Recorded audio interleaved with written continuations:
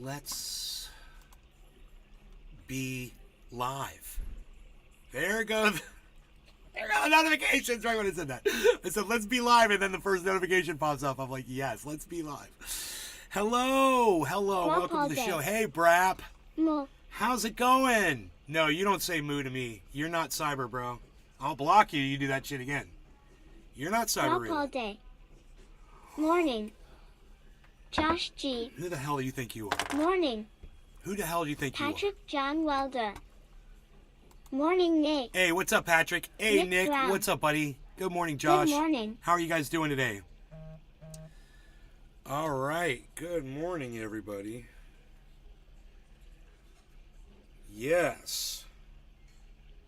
What was that? I have to stop doing that because if the phone's going to buzz, we've got Stanley Steamer here, America's cleaner. They're here cleaning the carpets. And for some reason, I'm... Brop all day. I corrected it, LOL, in driving. Good. Thank you. Thank you. M-O-O-O. You were trying to write morning? Nelson H. And it came out moo? Oh. Haven't seen your channel in a Nelson! while. Seen you cut your hair. No, I didn't cut my hair. Cheers, Nate. Nelson, what's up, buddy? How's it going? I didn't cut my hair and I haven't been working out at all. I have no guns to show for my new sculpted me that I am. It's taken me years to get to this point, so it wasn't like an overnight transformation. So I know it's been a while since you've been watching. I mean, there were times in California when I was getting close to where I wanted to be physically, and I didn't push hard enough, and then I got involved with a girl who fattened me up. She cooked every night, and she made the greatest food, and I got so fat.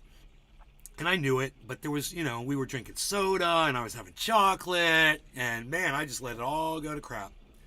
And then after the relationship ended, I started trying to get back in shape, and I was just starting to do it, and I was starting to look good again, and I moved to Florida, and then my mom's cooking, bro.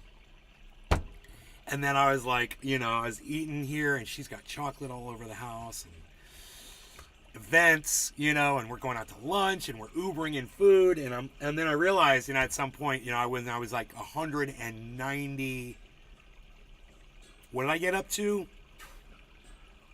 190 something. I can't remember, and I go, dude, I've got to start taking this more seriously. I'm doing something wrong, obviously. So I got serious about it again, and now I'm getting where I want to be, and I'm really happy. I'm not losing a lot of weight, because I'm putting on a lot of muscle, so that's fine. I'm still heavy. I weigh 190 pounds, but I got a big belly too, and that's the thing I gotta work on is cutting back, all day. eating bread. 5'9". How tall are you? I'm a tall 5'9". But I'm 5'9".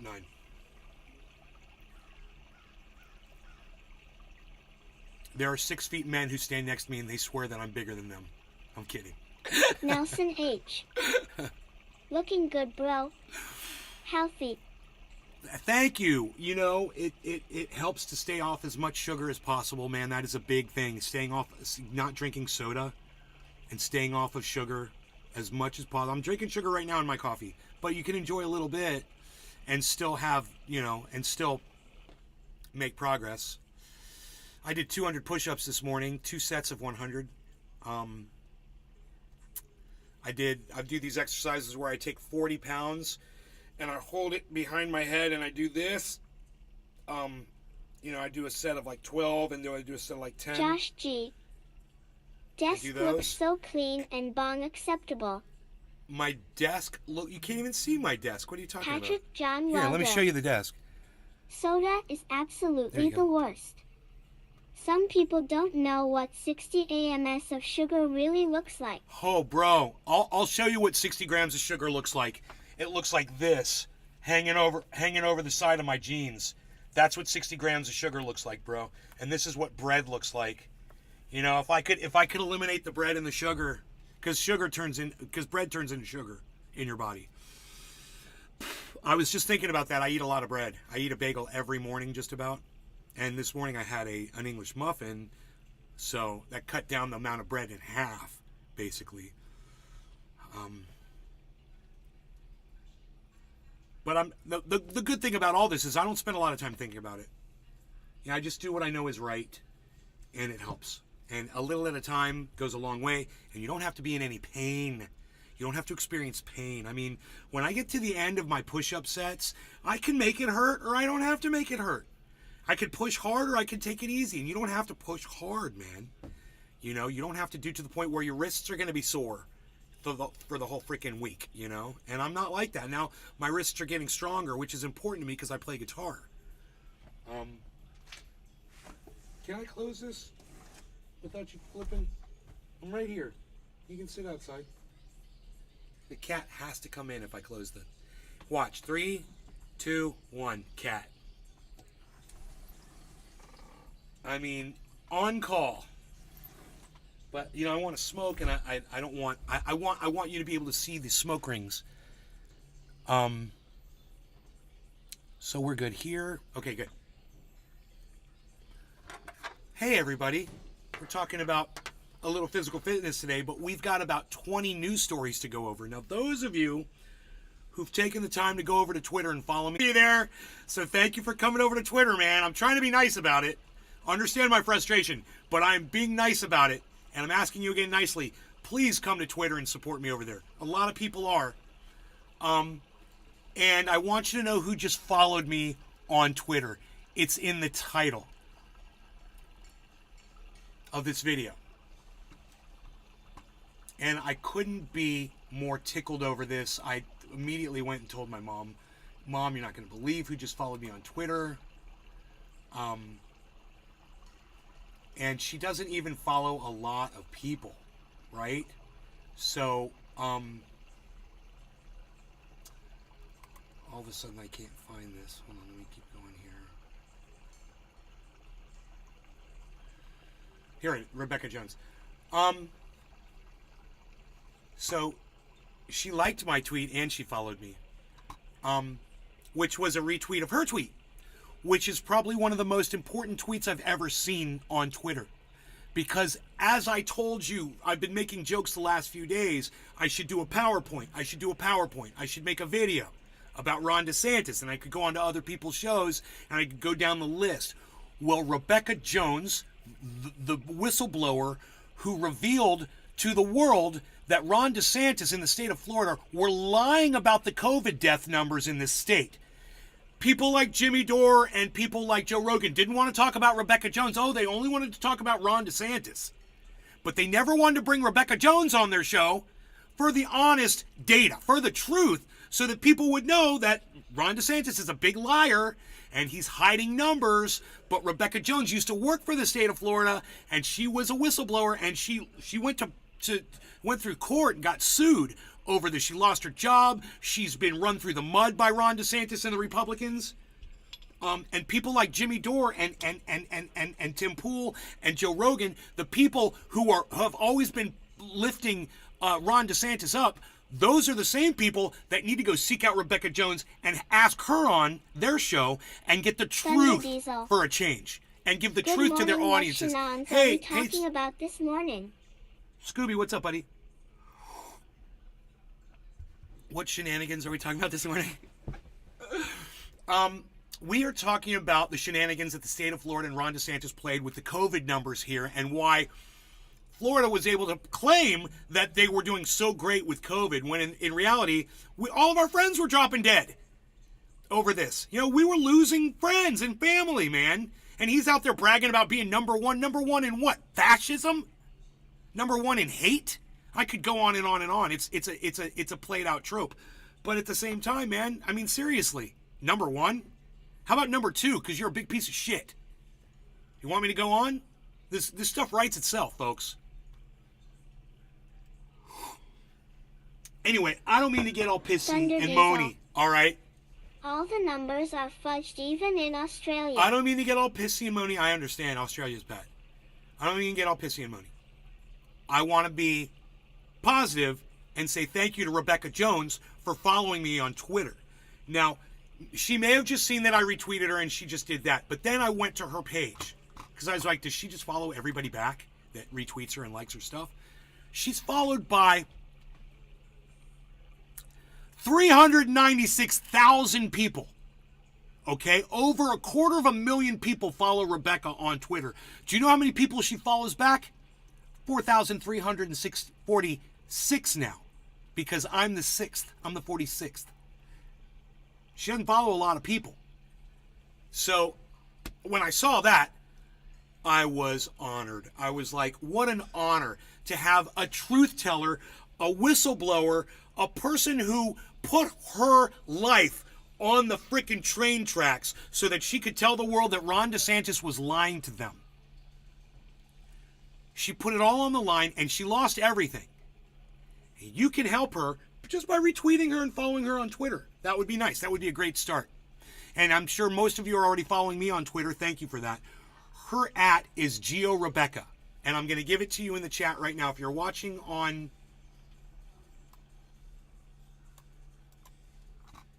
I'm going to put this all in there. Look at this.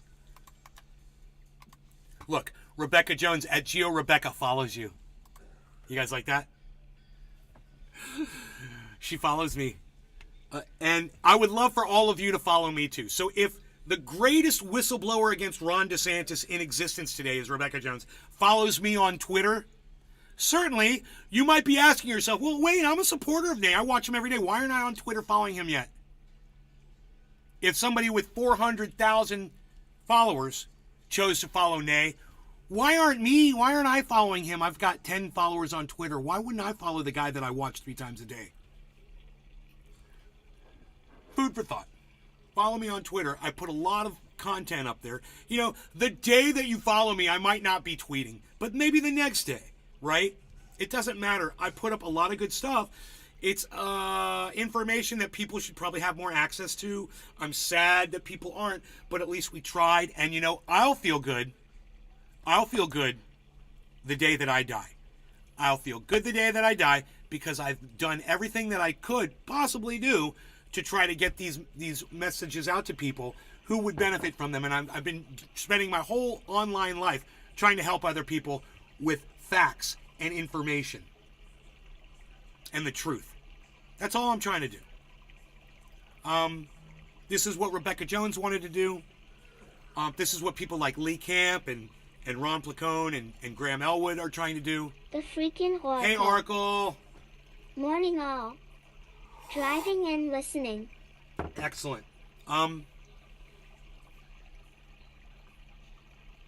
But it's a win for me, man. Thunder Diesel. I feel like I'm sitting on top of the world today. Even though I'm not American, but the information you put out is relevant worldwide. Thank you, Scooby. That's very nice of you to say. Thunder Diesel. Go asterisk.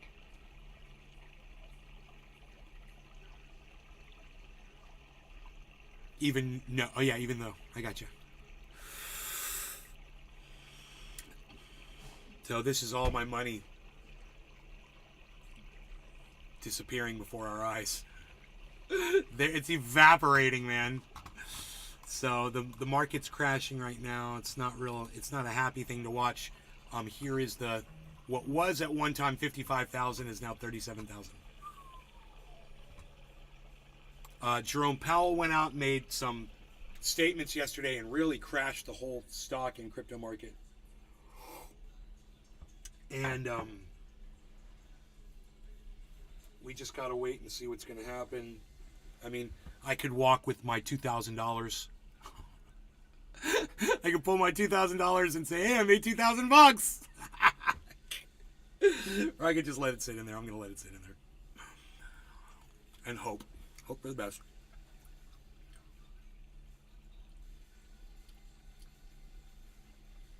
You know who the Forbes Tech Person of the Year was in 2020? Whistleblower Rebekah Jones, who followed me on Twitter today. I'm sorry. She was Tech Person of the Year, bro. She's following @Nate's Garden on Twitter now. Forbes Tech Person of the Year is following yours truly. So, for those of you who want to know about all the stories we're going to be talking about on today's show, before we talk about them, follow me on Twitter, because that's where I mention them.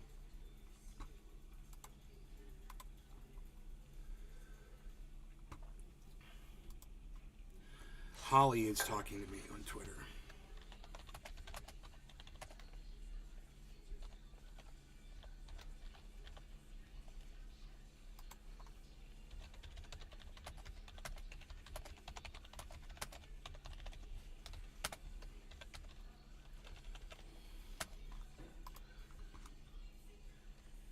Andrew, hey.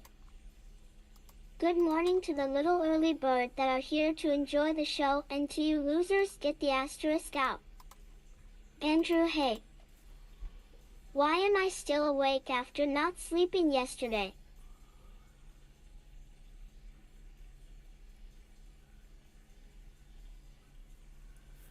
It sounds like insomnia, bro. Sounds like you got insomnia. That is that's a serious thing. People suffer from that. Got a buddy that doesn't sleep a lot. He's on team no sleep, he calls it. But he finds things to do, so he's hyper active, and not hyperactive, but he does more activity and gets more things done. So I guess hyperactive would be a term to use, but he doesn't suffer from hyperactivity. Actually, he's very calm. But he, he's in bust ass mode constantly.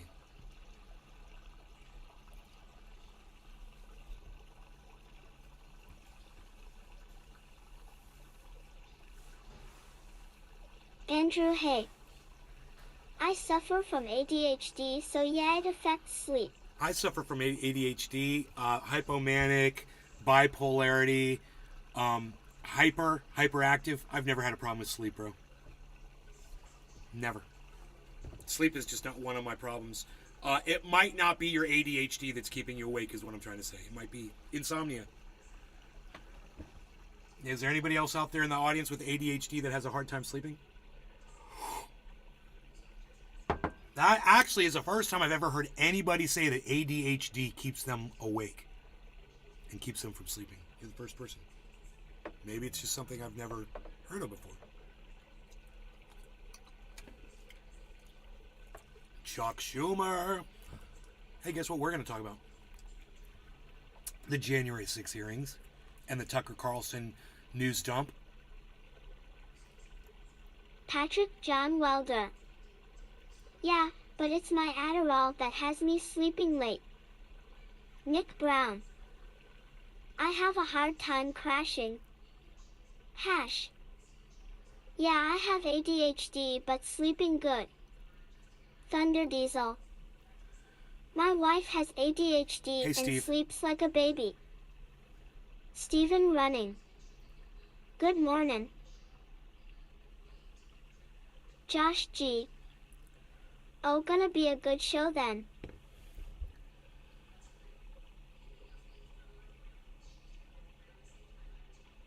Why is it going to be a good show? What did I say? Did we say something? Andrew, hey. I'm the show today. I'm the show today, says Andrew. Thunder Diesel. Haha.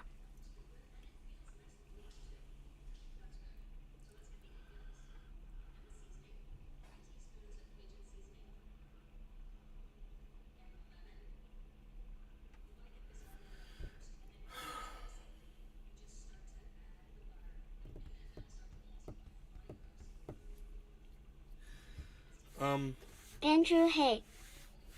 I came to take over the world of Nays streams. Take over the world of Nays streams. Andrew Hay.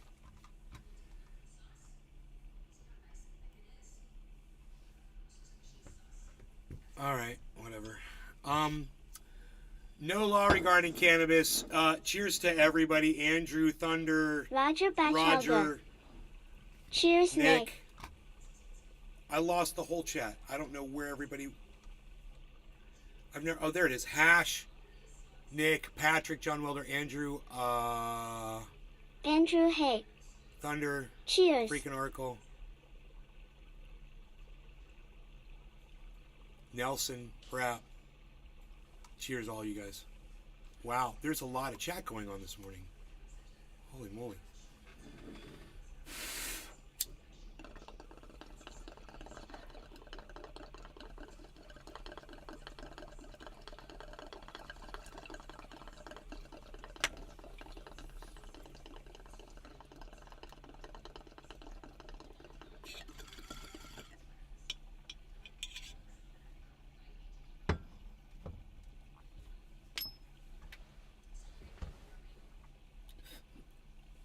Our house is getting steam cleaned. I'm so happy. It's going to be so beautiful in here.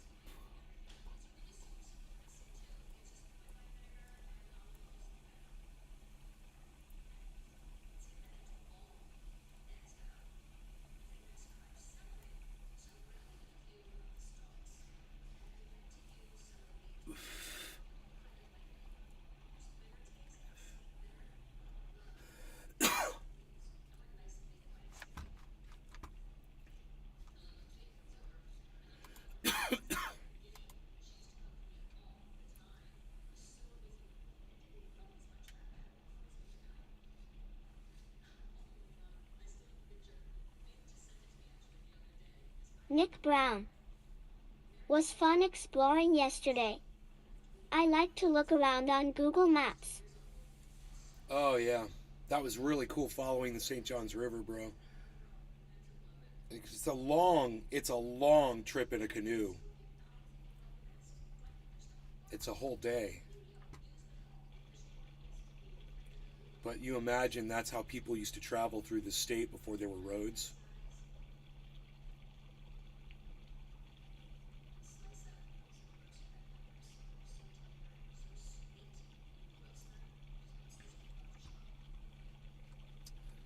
Okay, what else am we going to cover here? Oh yeah, let's talk about women. CNN wants us to talk about women. Let's talk about them. So this morning I was watching the IMF chief, Kristalina Georgieva. She's the managing director of the International Monetary The Tucker Fund. Stuff. Right? So she's like a big wig in the financial world. And you know, she's friends with like Jerome Powell and the Fed and you know all the big sources of money and shit. And she came on and she was talking about it's International Women's Day and how, you know, because of people like her that are women, the world is so great now because women have really changed everything and made it better. And that men are horrible at making decisions. What about TikTok getting Angel and banned that in the USA? women are the ones who need to be making all the decisions, not men. You know, humanity hasn't lasted this many years due to the fact that, you know, men were muddying it all up and screwing everything up. It doesn't even make sense, does it? Who were the hunters and the gatherers? Who were the ones that went to war for you? Who were the soldiers that protected you? Who were most of the police officers when you were growing up in this country? You know, and up until recently, who were all the freaking politicians? It was all men that got us to this point, ladies. So let's give some credit where credit is due. I'm sure some of you have some great things to offer, and I'm waiting. I mean, there's Rebekah Jones. Maybe more of you should try to be like Rebekah Jones, ladies. You know? I mean, I could name a few other women out there that I appreciate and respect. But in this specific case, my point being, hey man, you don't exclude half of humanity to try to say that women are great. Once again, it's exclusive and it's discriminatory against my gender. Can I say that? And if you want to have a Women's Day and you want to celebrate all the things that women have done, you know, I would suggest that you have, you know, possibly someone else on your show other than, you know, the woman who's supposedly in charge of the International Monetary Fund, then you want to know what her parting statement was on that segment? Yeah, we need to keep sending money to Ukraine and keep the war going because those Ukrainians are great people. Said the woman. Said the woman. You know, because they're such great decision makers. It was like, so you did a whole segment trying to say how great women were because she's in this huge position of power and the world's doing so great now because of her. We're all in such great order now because of her. And, oh, by the way, we're going to spend all of our money fighting for the Ukrainians because they're good people and they deserve to be defended by the rest of the world. And all of our money needs to go to them. You know, that they weren't shelling the Donbass and murdering ethnic Russians for years in their own country. That never happened. It didn't happen. I didn't hear any of that. It didn't happen. Civilians, you murdered. So in your little on your Woman's Day with your little pink dress on, celebrating women, try to remember that. You know, you're partly guilty. You're sending you're saluting them off as they're going off there to fight this war. For you. All the men are on the battlefield bleeding for you. Crazy, huh? But, you know, men are just, you know, they're bad decision makers. Thunder Diesel. Preach. Where's all my ladies today? Where's my ladies in my chat?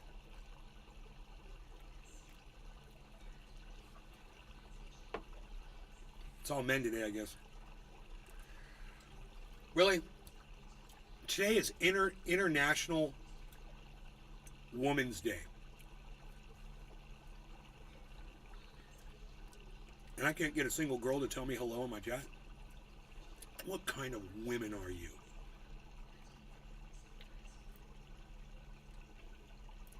I guess there's just no girls up yet. They're all sleeping in. They're all out there changing the world, man. They're all out there. You know where the women are? They're not here. Patrick John They're all out Welder. there making all the decisions for us. I know a lot I'm so of thankful women for who the women. stay at home and the man makes all the money and decisions. I have a feeling that's what most women want. Andrew Hay. They don't exist here in the USA. Men don't exist. It's a thing of the past. I guess being a man. Robert Ramos. Taking the kids' school. Josh G. All right, Robert. Nate, did you hear the good news about YouTube revoking their profanity filter for monetized channels? What about other channels? The Why is it freaking just Oracle. monetized channels? My channel Anyone lost can make a bad monetization, decision man. when they are paid enough. They just sent me a message. They're like, we've determined that your channel no longer qualifies for monetization based on the content you produce. And I was like, yep, seems about right. I am, advertiser-friendly content. That's what I strive to be, advertiser-friendly. Right. It's non-advertiser-friendly content. That's what we are here. Bob all And day. I couldn't give a fuck. Prepping my pork shoulder. Putting on the smoker before I head to work.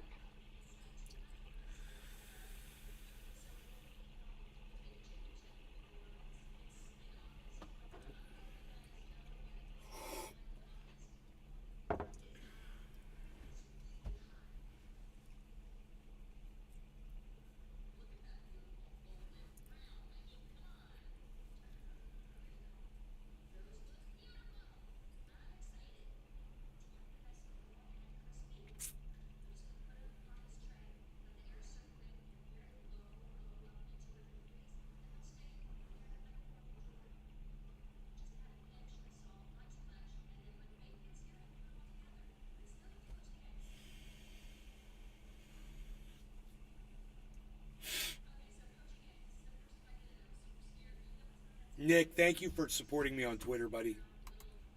I do appreciate that so much.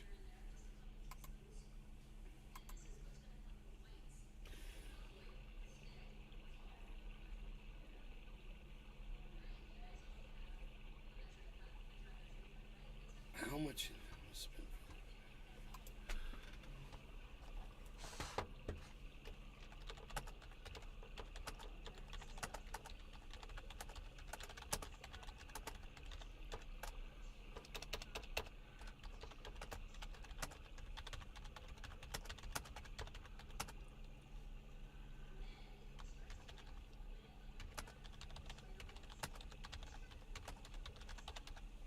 Less Peter Guitar Jam.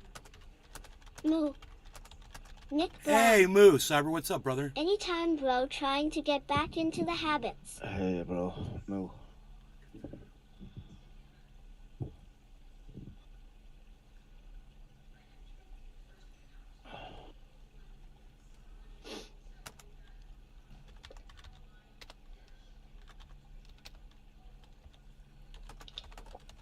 Want to smoke? Yes.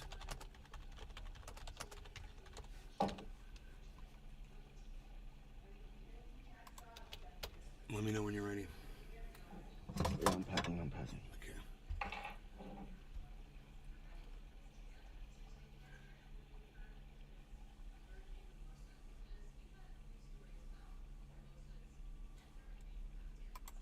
I'm having an argument with my friend on Twitter. It's at Jib Monkey, the guy who has the grandfathered in animated avatar on Twitter. He's like the only person I know on Twitter with an animated avatar. He got grandfathered in. They stopped them, but he did his earlier, so he got to keep his. That guy is arguing with me that because of the additional footage that was released on the January 6th day that shows all the people just peacefully walking in and looking around and touring around and not being violent, that proves that it wasn't a violent insurrection. Yeah, but those people, there was the second wave, right? What about the first wave? It only lasted 2 hours. There were only 2 hours. So over a period of 2 hours, there were violent people and there were non-violent people in there. Obviously, that's what the video shows.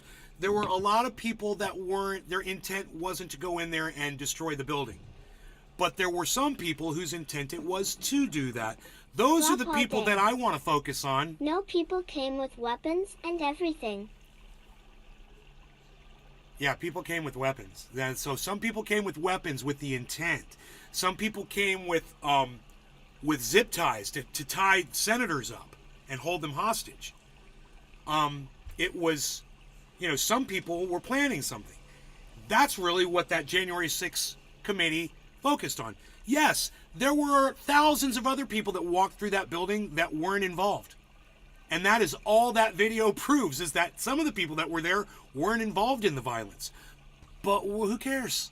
It's so funny, all of the anecdotal, all of the analogies people are putting up. They're like, this is a picture of 1937 Germany. Seems fine to me. It just shows some people walking through the street. 1937 Germany. Get it? Right before the shit hit the fan. And, there's basically the same thing. And I've seen a million other examples of people coming up with, like, they show the Kennedy assassination. They show Robert F. Kennedy coming around the corner with police. They're like, they didn't want you to see this footage. And it's before the murder happens. And they show the video and they're like, aha! There was some peaceful time going on there before the president got assassinated. It sounds stupid because it is. That's why it's hard for me to make it make sense to you while I'm explaining it to you. And by the way, it's almost 4:20. Yeah, I'm packed. Okay, cheers, Cyber. Cheers, everybody in the chats. It's Brad. Cheers, bro. Cheers, everybody. Beer cheers.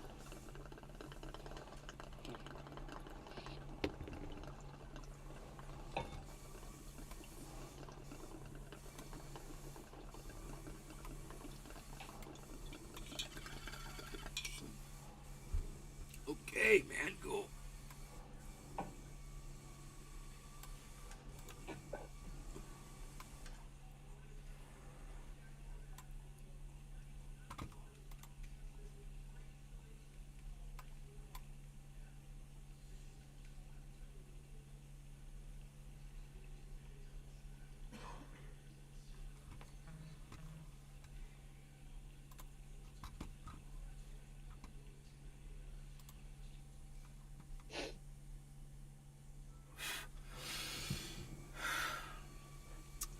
All right.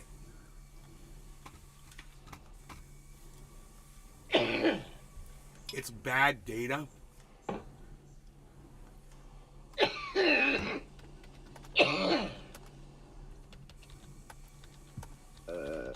saw in the Danish news that. Hold on, I need to cough. 1 second.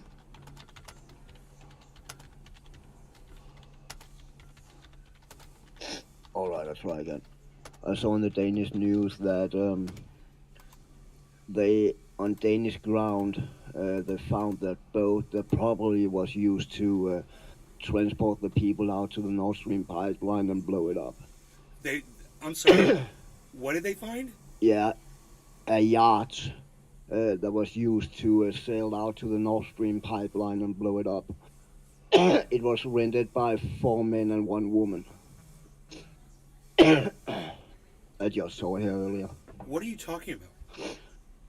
The Nord Stream pipeline that blown up. It got blown up from a sortie from American soldiers that took off in helicopters No, from Poland. I don't know what you think, but the German police have trailed it back to a yacht that took off from a Danish island called Christiansø. And that sailed all the way out to Nord Stream and blew it up. They found the fucking boat, bro. It was rented by 4 men and 1 woman under false name and false passports and all that shit. It just popped up in the news. Who are those 4 people? They don't know. They had 5 people, 4 men and 1 woman. They have false names, false passport, and everything. So how And come helicopters left from Poland?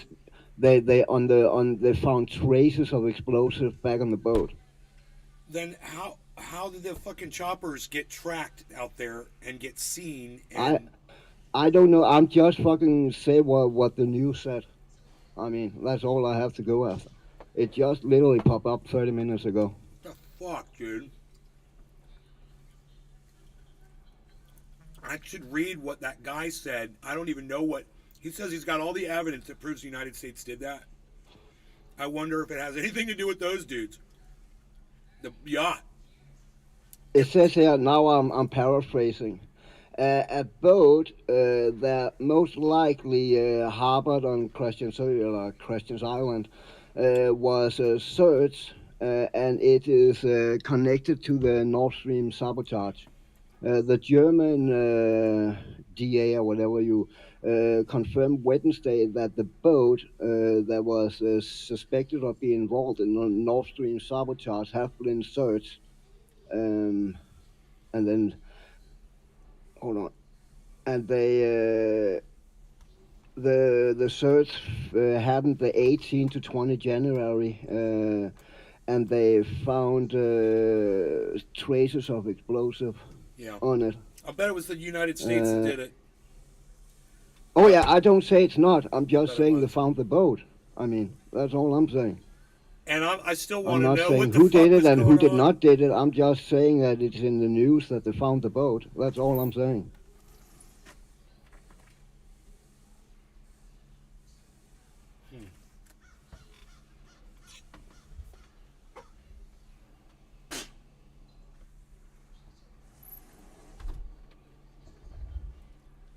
I guess we won't know anything until we find out who the people were who were on that boat.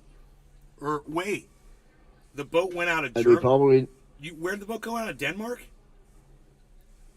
yeah, you know that Nord Stream pipeline running through Danish fucking waters, right? It was blew up in Danish waters. Stephen running. Right. Pro And that Ukraine island, forces. Christian's Island, is a part of. I cannot talk with that bot going on. It's a part of the, Bornholm, that island we have close to Sweden. It's kind of part of that island, and it was there that boat took off from. And went back there afterward. It had blown up the pipeline, and they don't know who the people are. It was rented by 4 men and 1 female. All use fake name, fake passports and shit. So they're probably never gonna find out who they are.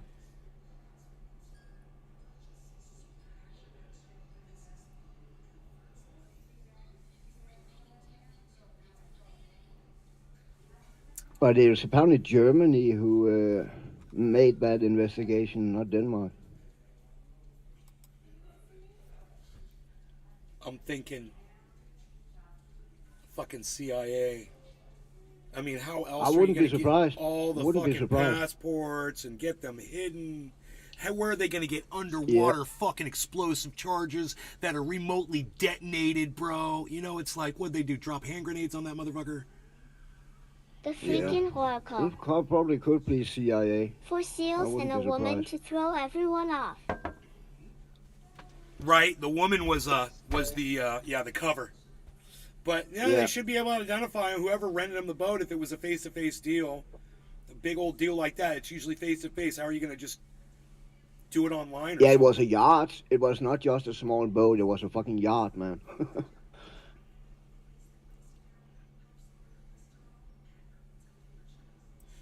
I cannot wait for this to come out and find out what the fuck's going on.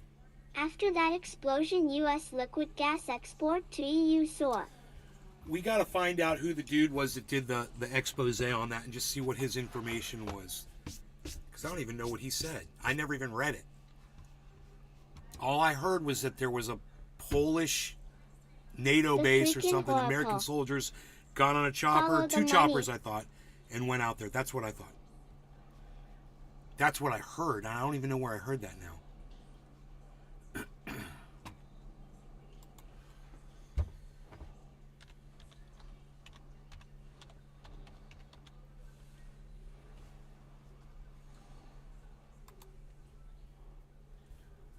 For all that matters, that could still be the story, you know. I mean, we have no proof that that news article was really what happened, you know. It all comes to all. Even it sounds plausible, you know.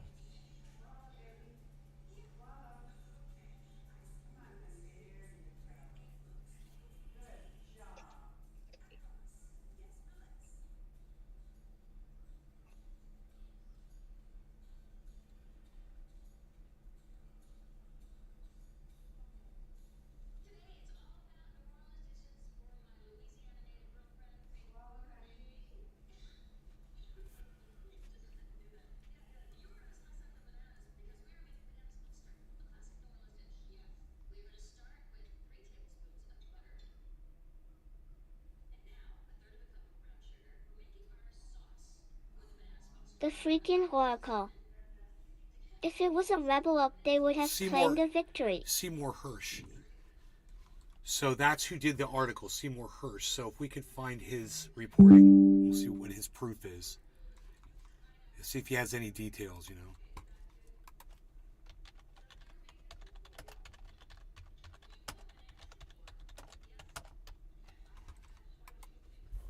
All right.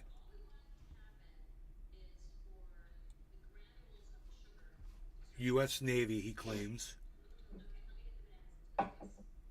has alleged U.S. Navy divers laid bombs that destroyed the Nord Stream 2 natural gas pipeline. Could very easily have been on that yacht. Yeah. All right. It sounds very, very plausible. It really does. Pulitzer Prize winning journal. This is from New York Post, which is not the most trustworthy source of news. Pulitzer Prize winning journalist Seymour Hirsch has alleged U.S. Navy divers laid bombs that destroyed the Nord Stream 2 natural gas pipeline under Baltic Sea last September, drawing a denial from the Pentagon Wednesday.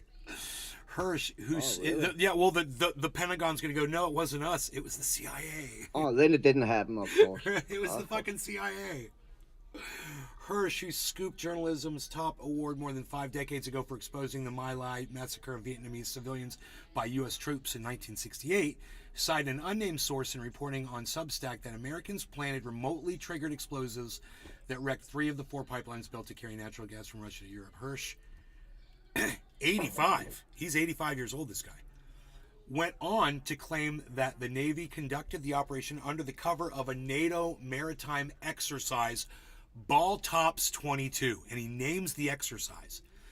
But I have a comment to that. That exercise take place every year, and have for I don't know how long. So they just use that. That's what it said. He said use it as cover. Yeah. Right. It was not. My point was, it was not an exercise set up to cover it. It's an exercise happened every year. No, they just scheduled it during the yearly thing, bro. That's how you hide it. Yeah. Okay. United States denies it. Swedish officials suspected the blast were a result of gross sabotage And some Western officials were quick to blame the attacks on Moscow as it blocked gas supplies to Europe in response to sanctions over last year's invasion of Ukraine. Who said that? Some Western officials. Yeah, whatever. You guys are idiots. We know it was you. Okay, these are deliberate actions, not an accident. Danish Prime Minister Mette Frederiksen said at the time, the situation is as serious as it gets. Pulitzer Prize-winning journalist Seymour Hersh believes U.S. Navy divers laid bombs that destroyed the Nord Stream 2, but the Defense Department denies the allegations. Russian Foreign Minister spokeswoman Maria Zakharova said in response to Hersh's report that Moscow had repeatedly expressed its beliefs that the United States and NATO were involved in the explosions. Dude, is this the reporting? While Germany initially resisted canceling the project, halted the pipelines.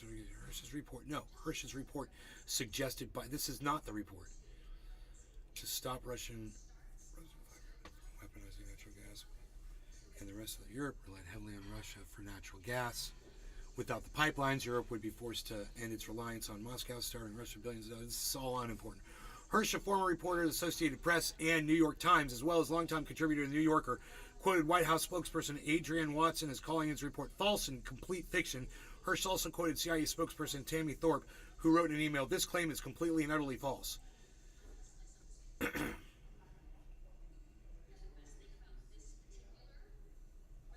Hersh previously drew the wrath of the United States government when he claimed in a 2013 interview that the official story of the operation that killed Osama bin Laden was one big lie.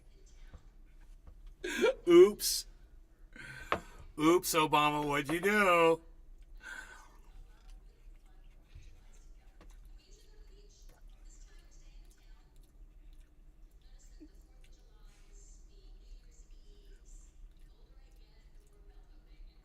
This is interesting. I didn't know any of this. Let me turn off my video noise too.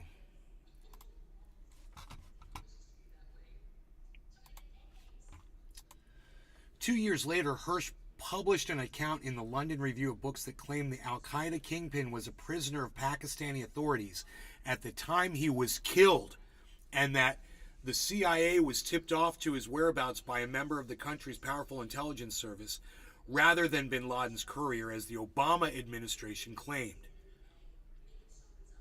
Then White House Press Secretary Josh Earnest said Hersh's report was riddled with inaccuracy and outright falsehoods, while former CIA Deputy Director Michael Morrell told CBS News at the time that he got a third of the way through the article and stopped because every sentence I was reading was wrong. Yeah, that's what I would say too if someone wrote a report exposing me and my bullshit. That's the end of this article. So that is not his reporting. Seymour Hersh's reporting. This was some moron.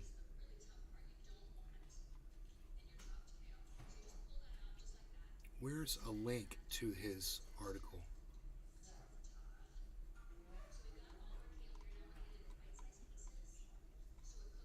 Destroy the laid bombs that destroy the...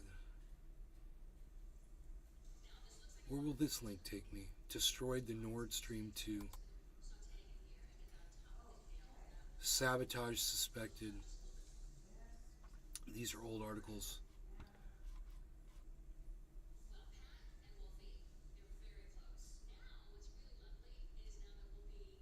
There's no doubt this was not an earthquake.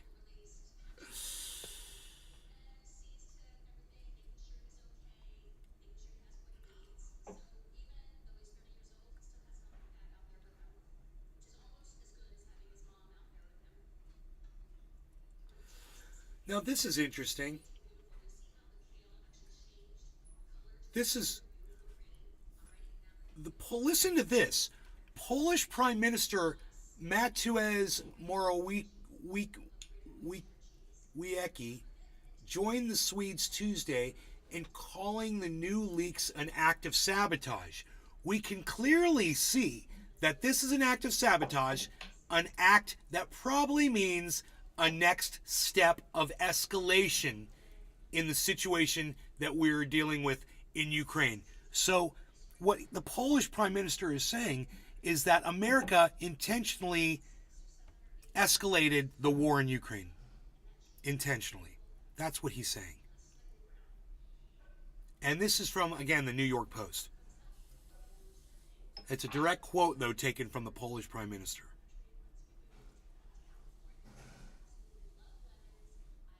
Wow. Danish Prime Minister said foul play could not be ruled out. This was all, we can't imagine a scenario that this isn't a targeted attack. This is all old shit. I want to see that freaking German report, bro.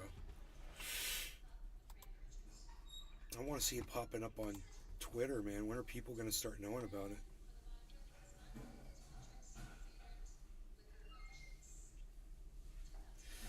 I can link you the Danish side. Dude, if that's going to But take you goddamn the heat off of fucking the American, the military, bro, and off of the Biden administration, it's bullshit.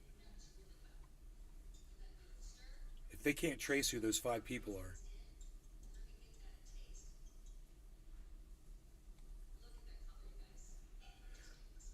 Fuck, man. I wonder how many Americans go into Denmark. You know, every day. Right now, American is selling F-35 to Denmark, and Danish pilots have been training right now.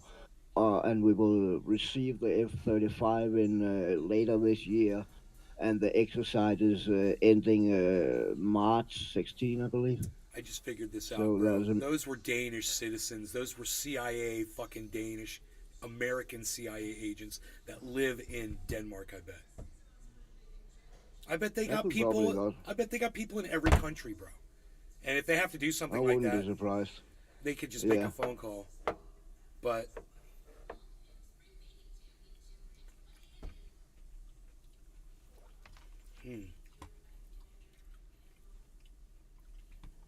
what's Russell dumbass saying about it?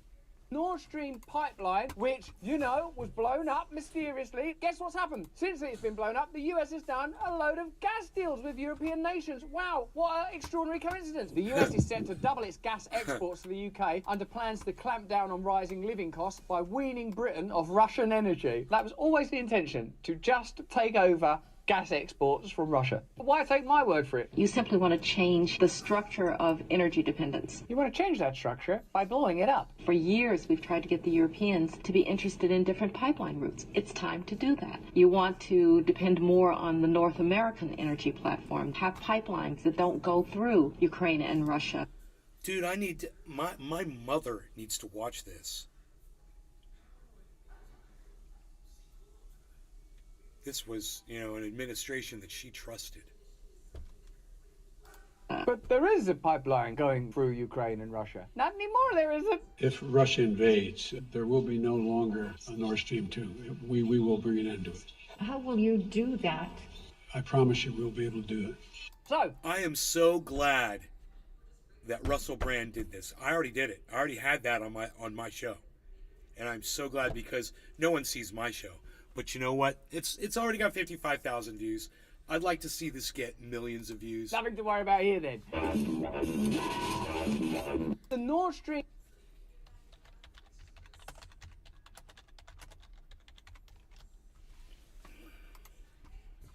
pipeline, which, you know, was blown up mysteriously. Guess what's happened? Since it's been blown up, the US has done a load of gas deals with European nations. Wow, what an extraordinary coincidence. The US is set to double its gas exports to the UK under plans to clamp down on rising living costs by...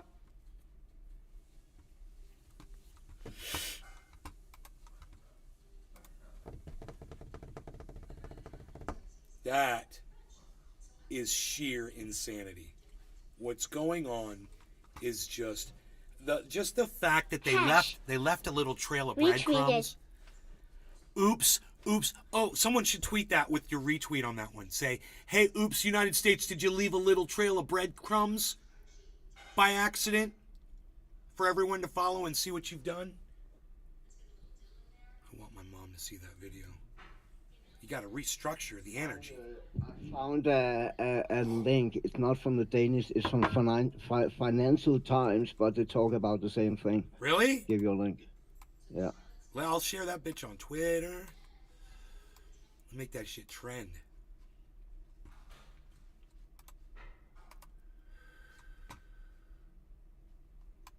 this is psychotic. Germany As searched Germany ships searched suspected of ships suspected of transporting Nord saboteurs. Stream saboteurs. That's a cookies thing. Okay.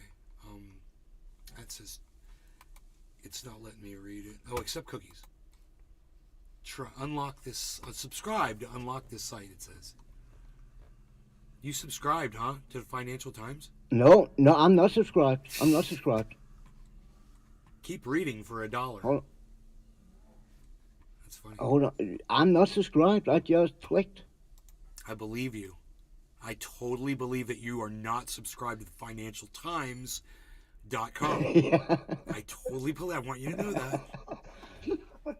I am definitely not. But the thing was, I was like trying to figure out finding- why can you see this article and I cannot. I'll tell you why. It's because this is like my third visit to the site. So once you've gone 3 times, they pull this shit. If it is, I have another link to another site. I'm gonna try to visit it from a open in a private. Okay, copy. I'm gonna open up a. Oh, it was fucking the same link, I think. What the fuck? I'm gonna try to open it up. Oh no. I Incognito. I was wrong. Forgot how to I was do wrong. this. Open. This link here. Oh wait, it's over here, right? Try New in private window. Here we go. Paste. Keep reading for $1. They got me, man. Even in my in private window. These fuckers.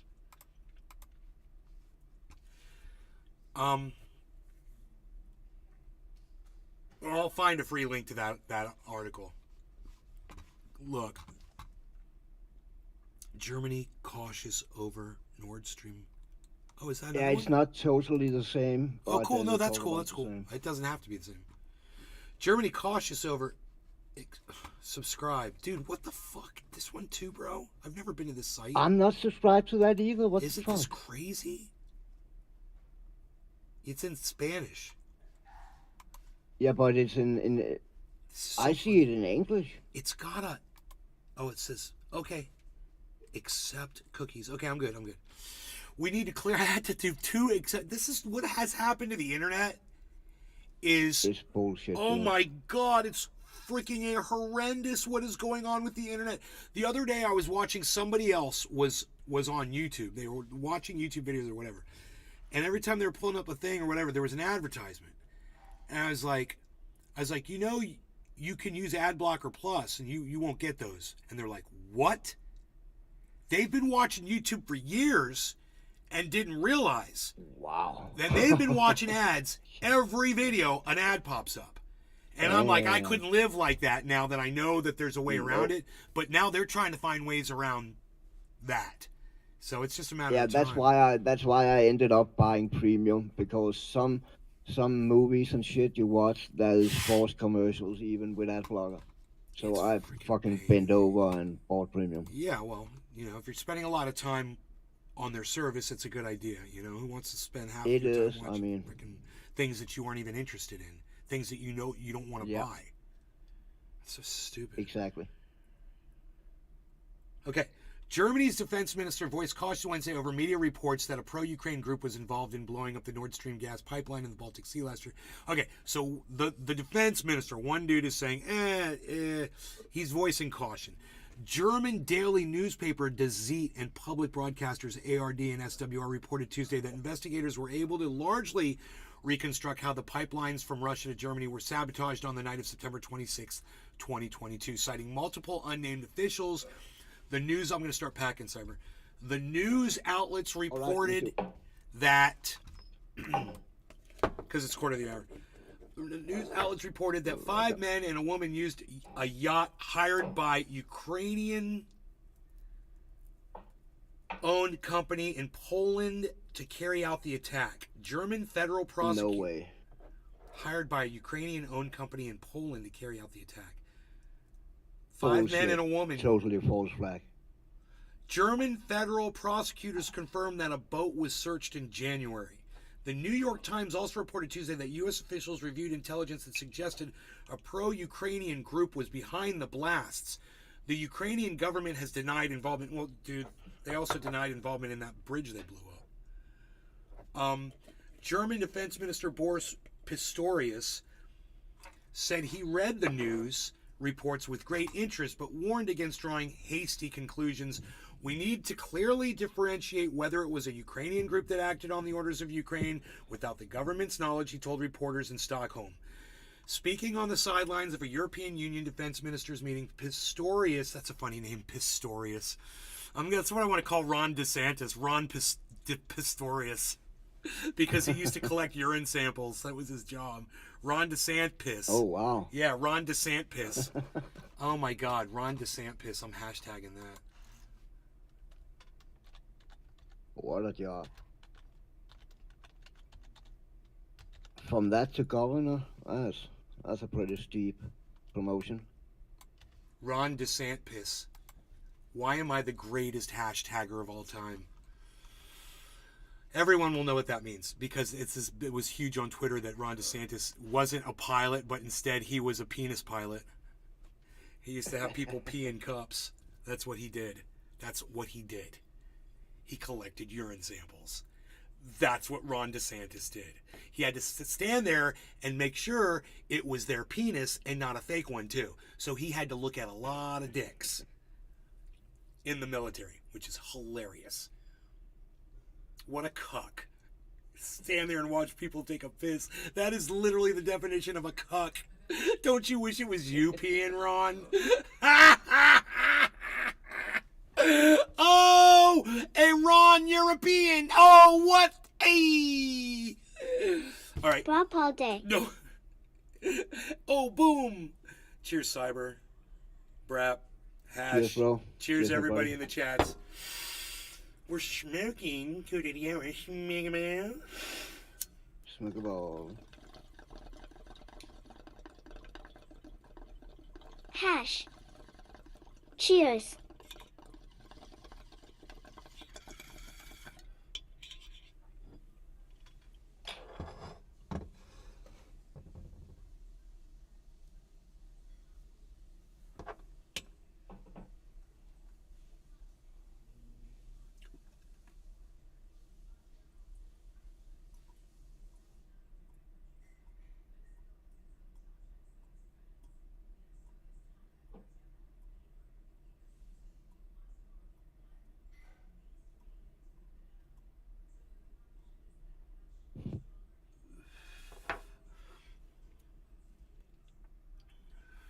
It would not be the first time in history of such events, the German minister said. As such, I'm refraining from drawing premature conclusions. Okay, so, he's whatever. If these are German investigators, I have a feeling they know what the fuck they're doing. So, whatever. Asked whether the reports could undermine Western support for Ukraine, Pistorius said he preferred to respond once he had reliable information. Anything else is hypothetical, he added. Ukrainian Defense Minister Oleksiy Reznikov. Ooh. Oleksiy Reznikov. Now that is a freaking name. Rejected suggestions that the attack might have been ordered by Kiev. It's like a compliment for our special forces, but this is not our activity, he told reporters in Stockholm. According to the German media reports, the suspects used forged passports when hiring the boat, which set off from the German. Now sit right back and you'll hear a tale of a faithful trip that started from this German port of Rostock in Germany. From Rostock in Germany. A captain, 2 divers, 2 diving assistants, and a doctor made up the group, ARD reported. Germany's federal prosecutor's office declined to comment directly on the reports, but it confirmed that investigators conducted a search from January 18th to 20th in connection with a suspicious boat hire. There is a suspicion that the boat in question could have been to transport explosive devices that exploded on. Hey, man, they could have been working with the goddamn helicopters. Maybe they went out there to drop that shit off, or maybe they were just transporting it. And because the military couldn't fucking transport those explosives for some reason, Yeah. Maybe there would have to be a log of them transporting those explosives. Right? They probably just can't load shit on a chopper and take it out without there being some kind of someone answering to it, even in a top secret mission. Who knows? This is starting to make sense now. It's all, I can see it now. I can totally see this. Now, if September 26, 2022, that op was active out there. Yanatorch. Bro, Privet Bartan. you're not going to go plant explosives on a day known for operations in the area, are ya? You're going to go out there and meet those dudes. And that's what happened. It's, bro, just common sensing through this. It's probably everything we've heard is true. It makes perfect sense. So this Hirsch guy's probably got it right. This reporting that the Germans probably have it correct. And they were all working together, man.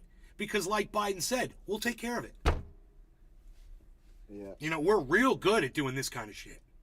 We're not really good at, war per se.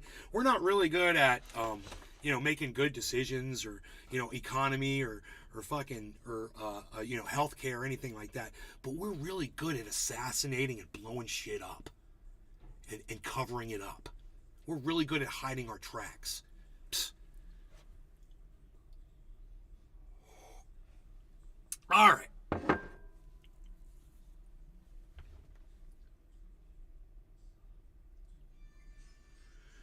There is a suspicion the boat in question could have been sent to the prosecutor. Okay, there is a suspicion that the boat in question could have been to transport explosive devices that exploded on September 26, 2022 on the Nord Stream 1 and Nord Stream 2 pipelines, the prosecutor's office said in an email to the Associated Press. The evaluation of the seized traces and objects is ongoing. Objects? What seized objects did they find, I wonder? The identity of the perpetrators and their motives are the subject of ongoing investigations, it added. At present, it is not possible to make any reliable statements on this, in particular on the question of state control. In the course of the further investigation, this is still quoted, all leads to clarify the facts of the case will be pursued, end quote. Prosecutor said, starting to quote again, there are no grounds for suspecting employees of the German company that leased the ship. Okay. So, they leased the ship. Let's have a conversation with those people that leased the ship, the salespeople, and just see how much information out of those people we can get, what they look like. They have accents. They spoke English. What language were you speaking?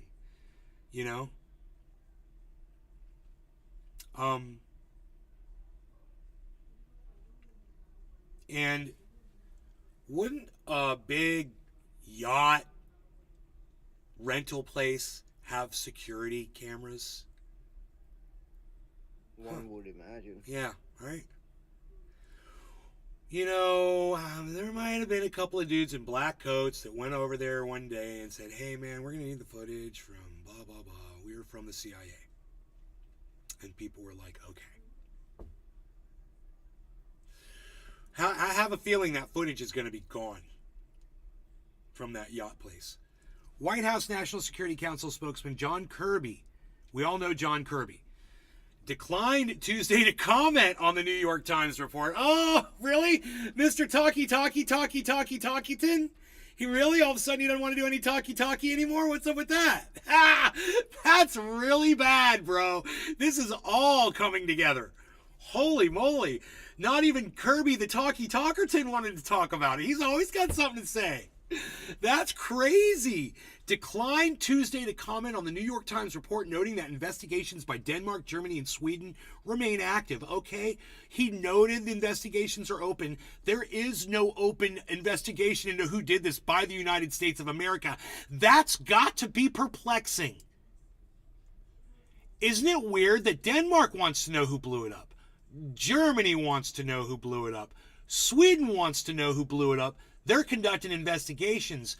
But the one country that usually conducts the most investigations around the world for international things, the United States, they don't have an ongoing investigation into this. Boom! That's yet another flag on this. How many flags do you need? How many flags do you need? It is. I gotta smoke again. We'll say it's 5 minutes late for Newfoundland 420, bro. I need to. I am ready and waiting for you. I cannot believe I'm reading this. This is like gold, bro. We need to let these investigations conclude, Kirby said. Oh, he did say something. And only then should we be looking at what follow-on actions might all day. or may not be Some appropriate. sneaky. Some sneaky bitch. Kremlin spokesman Dmitry Peskov on some sneaky shit. Once they described the Wednesday reports alleging Ukrainian involvement in the Nord Stream explosions as a coordinated manipulation intended to cover up the organizers of the attack. That's from the Kremlin.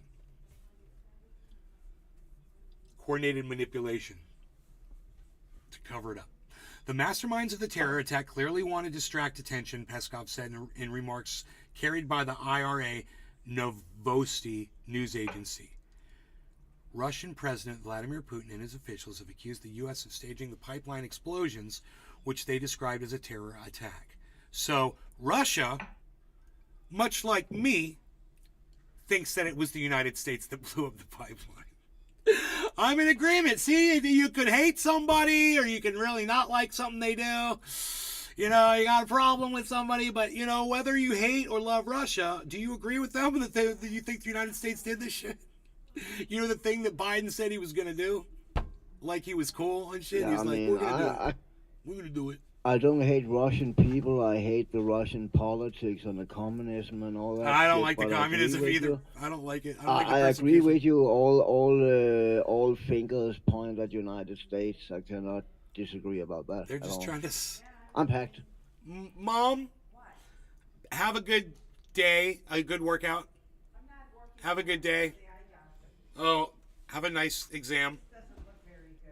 I put water on it. No, it's got a drain at the bottom. So it evaporates. I'll put more. You all right? No, I'm exhausted already. I'm going to the eye doctor, then I have to go to the office and drop off another paper. And then I'm gonna try and go to Costco, I'm hoping, and do some shopping, and then I'll be home later, okay? But what time's your appointment? 10:30 in Lake Mary. So I gotta go.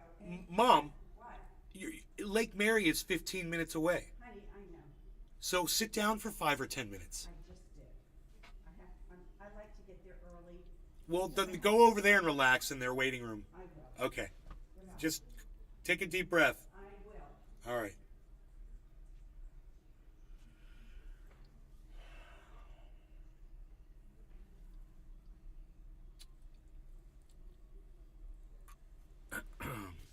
No law regarding cannabis.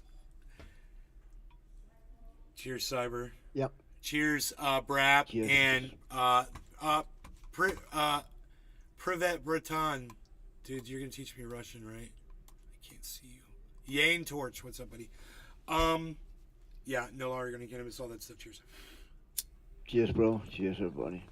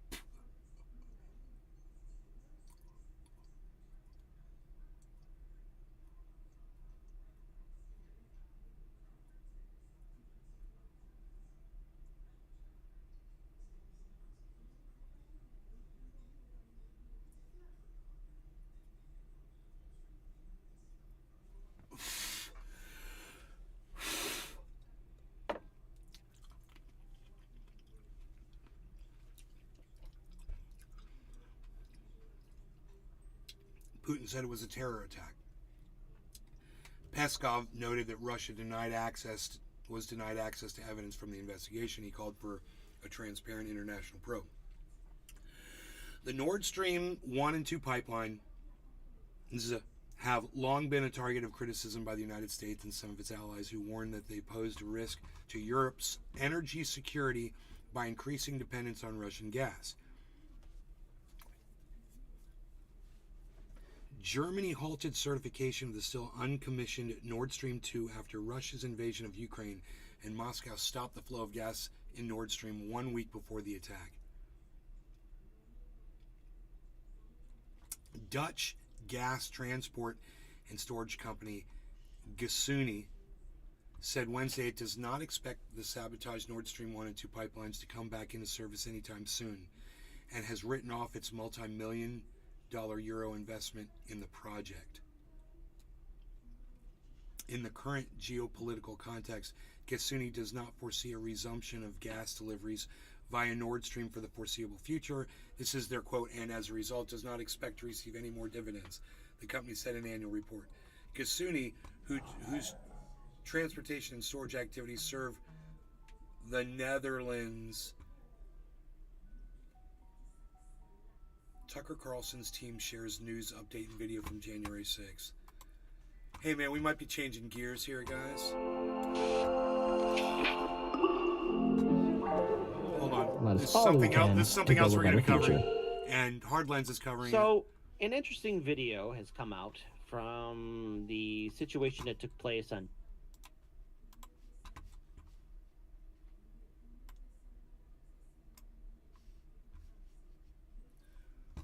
January 6th of the year Biden was inaugurated. Huh. What is going? Hey, give me a second. Ruggy. Roger. Ruggy. Where is he? Ruggy. Ruggy, where are you, buddy? Now, what I find interesting about January 6th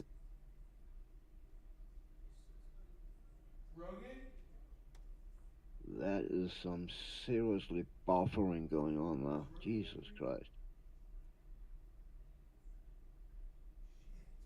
Where's the damn dog?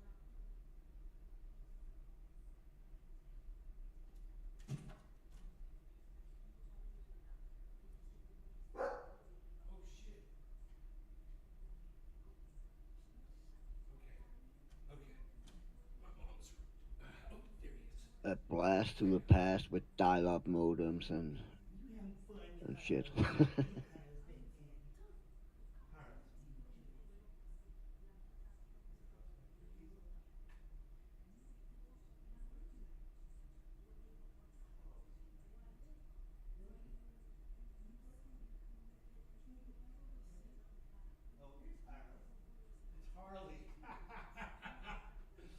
It's Harles, man. Dude, that's hilarious. So, we've got stacked chairs, and they're all leaning. They're folding chairs. Actually, they're not stacked chairs. They're folding chairs.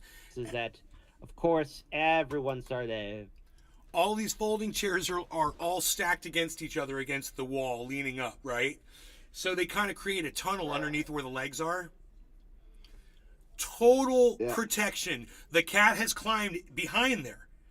And Rogan has no access, bro, at all. There's a vacuum cleaner there, so he can't get past the vacuum cleaner. So all he can do is look, and the cat is taunting the fuck out of him. He's sitting there laughing, and he's playing in front of the dog, and he's fucking with the dog, dude. The dog's getting so pissed. It's fucking hilarious. Rogie, come here, buddy. Come here, bees. Come here, Rogie. Come here, buddy. Were you having fun with Harles? What you doing? He's like, fuck you. That's funny. Rogie's all like, fuck you. He ain't even coming in here. He's pissed. Rogie, are you pissed? You were laughing at him, man. You were just laughing at him. Fuck, yeah, I was, dude. What do you want me to do? Pull the cat out there and let him kill it? No.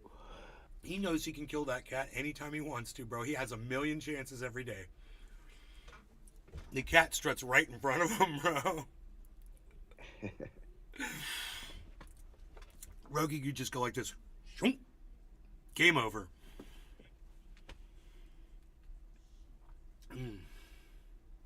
Oh, he's going to sleep. Okay. Nick Brown. LOL, why you beaslin'? Why you beaslin', little beaslin'? Beaslin' all day, beaslin' around. Where's my chat? That's the There question. was some serious buffering going on with that video. Bro, that's why I paused it. It reminded me kind of like the good old dial-up days with modems and shit. I don't know, man. It's like, I don't know. If I refresh the page, it'd be fine. I just didn't think to do that. Yeah. Where the hell Probably, is the yeah, it's chat? probably a cache problem. You guys, I can hear the chat.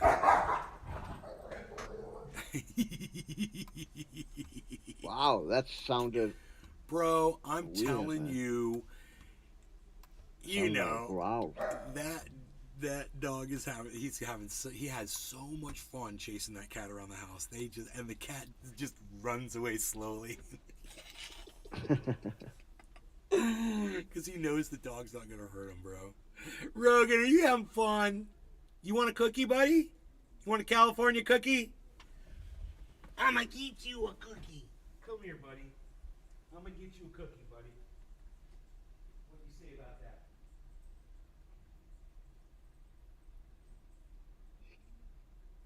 Come back here. Come back here, bees. Come here, bees. Come here, buddy. Look at this. What is this right here, bud? It's a cookie. Oh, get that. There you go. It's right. What you got, Beezo?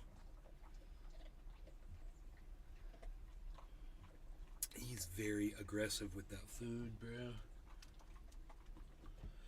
Here, check this out. Let's see if we can get the Beezle Cam Extreme up here, which would be great.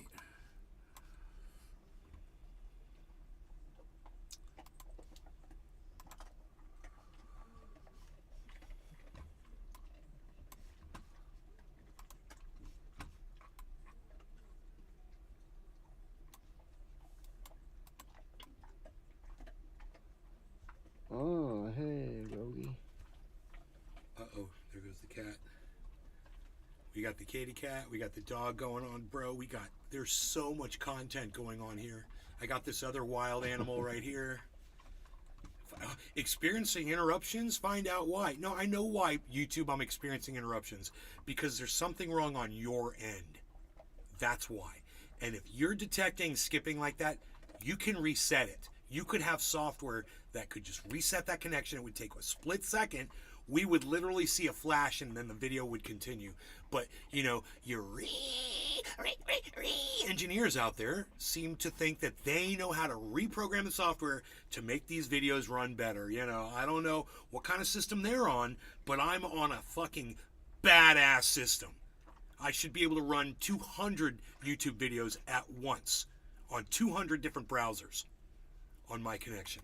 Of a huge panic. Everyone was saying that it was an insurrection. It was a rebellion. It was a disaster. The Republic could have been destroyed that day. It could have been. It was very close. And you know, he claims he's not a right-winger, but this is the right-wing narrative, so this is going to be very interesting. Let me speed him up. All it was a bunch of drunkard idiots who really didn't know. What I'm just kind of curious. What about the people who plan to go there? What about the guys who are marching in there in camo with their arms on each other's shoulders as they all walked through the crowd? What about those guys? You know? And then what about the dudes that shattered the windows? What about the guys who smeared their fucking feces on the walls? What about the guy who sat in Nancy Pelosi's desk? What about the girl who was charging the fucking Senate floor door and ended up getting shot? What about all of the people that were screaming and yelling at that doorway? How many people were involved in that? Bob all day. What about full face paint what and about all? the people that planned for this? What about the people that incited these people to do what they did? And I don't care whether it was organized or not, because you know, those people they weren't organized on that day. And it's a good thing. But whether a coup is organized or not, a coup is still a coup. And they attempted to overthrow and subvert the government on that day. So the fact that you're denying that, bro, it's a really bad look for you, bro. It's a really bad look. So I just want to take it back because it's so funny, because I just entered into this with my buddy Jib Monkey on Twitter. And I've been explaining to him, I'm like, you know, we can watch, 1937 Germany. Like my friend Jimbo pointed out to me, you can look at a picture of a photograph of 1930. You can look at Pearl Harbor on the day before Japan bombed it, and say, "Wow, look at how calm Pearl Harbor was." It's irrelevant. To show footage of things not happening is irrelevant. That's not the focus of the investigation. And what's hilarious is Jib Monkey told me he wouldn't watch that footage. I said, well, how can you have an opinion on it if you refuse to at least watch? I watched all the hearings. I listened and I watched the footage, and there was a lot. You're in denial. This guy right here is in denial. I mean, he might have a great beard and look good with a mustache. I'll give him credit for that. It's a good look for him. He's doing it good. He's doing it better than I could. At the same time, hey, bro, he kind of reminds me of my friend Terrace. Whatever happened to Terrace, man? He would love this conversation right now. He's probably listening. Terrace, I know you're listening. Anyway, let's listen again to Kit Cabello try to explain his way out of it not being an insurrection on January 6th. Of the year Biden was inaugurated. Now, what I find interesting about January 6th is that, of course, everyone started to have a huge panic. Everyone was saying that it was an insurrection. It was a rebellion. It was a disaster. The republic could have been destroyed that day. All it was a bunch of drunkard idiots who really didn't know their wazoo from a hole in the ground. And I'm being polite here with that. Now, I always found it interesting that that event has been blown out of proportions. And there's been many videos in regards towards what happened on January 6th. The Vote Blue No Matter Who crowd is using that as political ammunition to stop Trump. But an interesting segment took place on Tucker Carlson's show. Now, of course, there's the Fox News bias, and we have to acknowledge that Fox News, just like BSDNC and CNN and every other media outlet, market's going back all up. has their biases. However, now there is contradictory video showing something else taking place there. Now, I always felt that January 6th was used by the establishment, the Democrats, House progressives, as a way to focus on a nothing burger. Because at the end of the day, Biden, hey, YouTube, Biden was inaugurated as president, YouTube. I am saying that Biden is president, YouTube. I'll never forget what you jagoffs did to us in 2020. Wow. Destroying all. So Billy Valentine. He is an election denier as well. I think he looks like old Jeff Gyllenhaal with Lemmy Kilmister's nose. What's up, Billy? Morning. You want to hear something hilarious? I can't find the chat. And I hear it, but I don't know where it is. Isn't that funny? But you are right. In principle, it doesn't really matter if it is a bunch of fucking drunken idiots who try to make a coup. If they try to make a coup, they try to make a coup, and that's all that matters. I mean, I found the chat, everybody. It's the intentions, right? Right. I mean, they were saying hang Mike Pence. They were chanting that. That seemed pretty organized to me. They brought a guillotine. I don't know much about it. Yeah, I admit I don't know much about it, and especially I'm an outsider. I'm not American and all. But I would definitely classify it as a coup. I mean, and that doesn't matter who does it, if they're drunk, if they're idiots, if they're naked, what the fuck they do. It's the intention that matter in the end. That's how I see it. Anyway. I covered the January 6th insurrection on this show. We covered it live on this show. My main channel got the video taken down, but it exists on other channels. I mean, I think all my YouTube channels got it taken down, but it's on all my Facebook channels. So if you go to Facebook and you go to January 6th, you can watch the whole thing from my show. You can see my reaction to it as it was happening in real time. And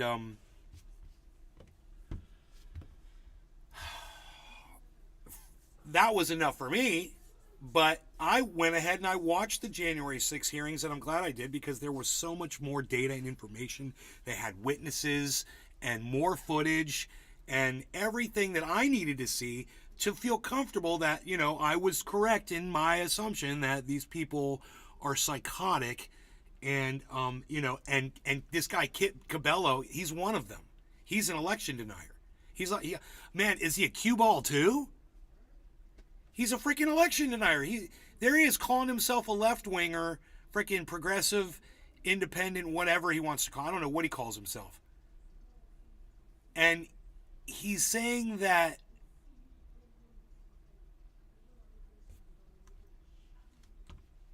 wow, he's trying to cover for himself.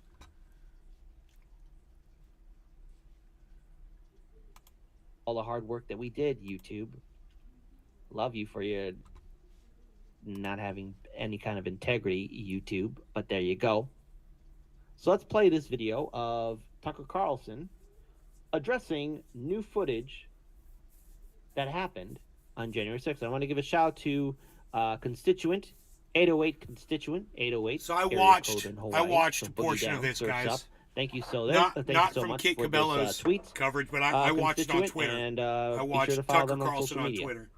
So let's play this video of Tucker addressing January 6th. And yes, I will be pausing in time to address some of the Fox News biases, because Fox News, just like every other corporate media outlet, has its perspective and bias. Yeah, you've got bias too, bro. You're an election denier, bro. You've got bias too. One more thing. Virtually no one in Washington, Republican or Democrat, certainly not in the news media, wanted to see... Hold please. The woman who does the she's the spokesperson. She's an LGBTQ.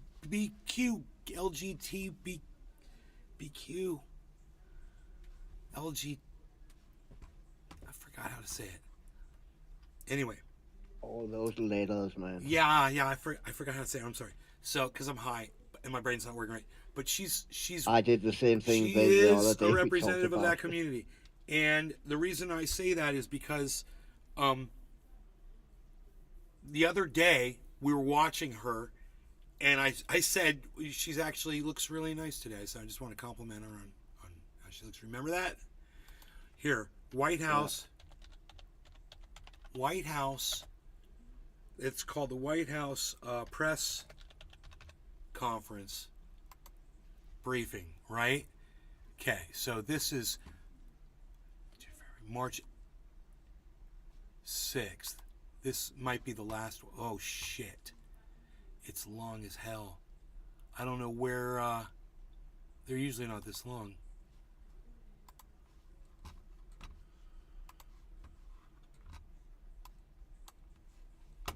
Wow.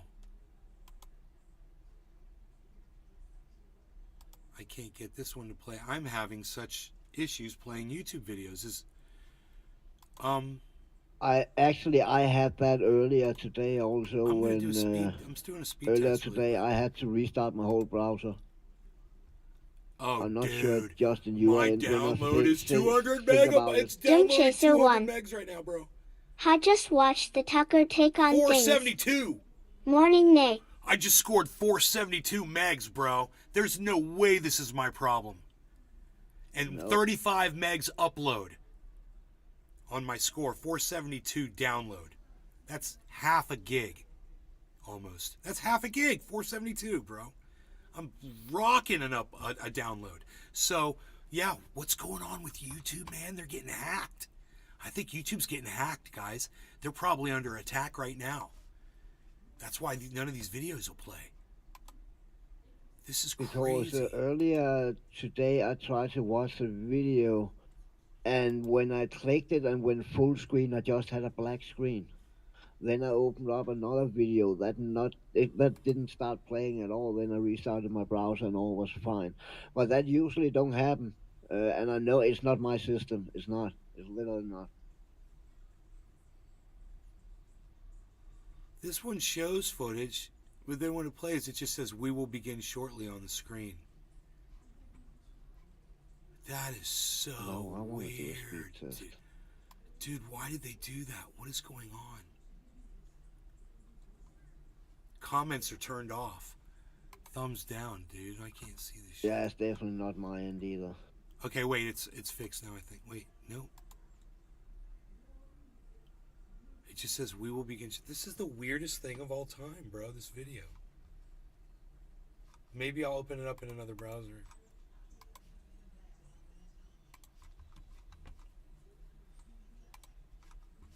Here we go. A bit up. A 420. It's the same thing. Dude, how is this possible? Look. Billy Ballantyne. Same happens with you and Twitter vids. Your up and down don't measure the health of your processors or video card.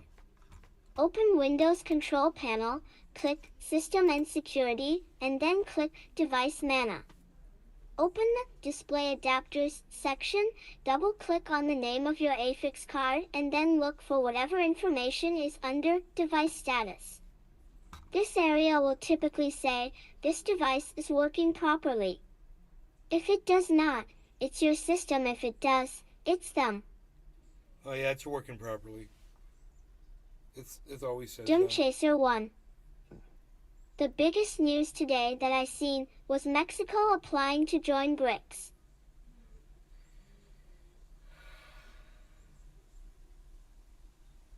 You guys, I just gave you a link to a video. Now, when you... I'm going to show you this on screen. On screen, Sulu. Put it on screen. For some reason. Oh, I can go. I can play it. It runs. It's yeah, press briefing by press secretary. Yeah, I can see it. It's playing. That's funny. So anywhere I click, it says we will begin shortly. Oh, mine's playing. And I refreshed it. All of you know there it is. what he was going to do and how he was going to move forward. That's it. He wanted to make sure that he delivered for the 700,000 residents of D.C. In a way that was protecting the residents here. This was brought to him. This is not something that we put forward. This is a decision that was brought to him, and he wanted to be very clear and communicate with the people of D.C. and with all of you and how he was going to move forward. One more legislative question. There's a resolution going forward allowing that would bar retirement plans from offering ESG considerations. The president says or the White House says he's going to veto that. Do you have any plans for that veto? I don't have anything to share on that. I believe we have not received the bill yet, so just don't have any timeline on the ESG bill at this time. All right. So, thank you. A couple questions about East Palestine, Ohio. Norfolk Southern, they announced this. At one point, she says, I don't know why I can't see the rest of this. You see how the circle, I get that circle, then it disappears, and then all I get is we will begin. Even though if you look at the bottom of the screen, right, you'll see that there's video. And like Cyber said, there's video there. But when I click on it, we will begin shortly. Until I get to some point. Just have a response to. Wait, let me turn this off. Oh, my video start like that also. The first 15 seconds, I don't know how many seconds, but it starts saying like that, but the timer counts. The timer counts. Oh, look, at 33:47, it seems to be starting. So I'm going to get to see the whole press conference. So this is good because at some point in this press conference, she's going to make the comment that countries that go around and impose, their will on other countries, that needs to stop right now. And it's so hypocritical. And I want to catch that moment and make a video out of it. I've already got an idea for it. So I'm going to go in speed, and we're going to go super fast here. And this, I cannot see anymore. Oh, there she is. Great. Good afternoon, everyone. Happy Monday. Treasure Coast Waters. So I think many of us would agree that parents should not have to pay Paish. extra to sit next to their child on a flight. It's just common sense. But as recently as a month ago, no U.S. airlines guaranteed fee-free family seating. Now, after the Biden administration pressed airlines to improve customer service, American Airlines, Alaska Airlines, and Frontier Airlines have stepped forward to guarantee that parents can sit with their young children without getting nickel and dimed. Today, the Department of Transportation rolled out a new family seating dashboard, as you'll see right here, highlighting which airlines guarantee fee-free family seating and those that don't. This is an added feature to the existing dashboard, which already includes services for delayed and canceled flights. The dashboard makes it easier for parents to avoid these junk fees, and we're not stopping there. DOT is working towards making this a requirement across the board. This is just the latest example of effective presidential leadership driving actions that benefit American consumers, workers, and families. President Biden is leading, Americans are supportive, and corporations are responding, as you can see. Also today, the Department of Agriculture is taking a number of actions to support American farmers and ranchers, increase transparency, and lower food prices. Let's start with Product of USA labels. Currently, this label on meat, poultry, egg products can be used even if the product was not actually raised in the USA. We believe that labels should be only used on animals born, raised, and processed here in the United States, and now USDA is proposing a rule to accomplish that. She said in the beginning with parents could sit beside the children in planes. What the fuck is that about?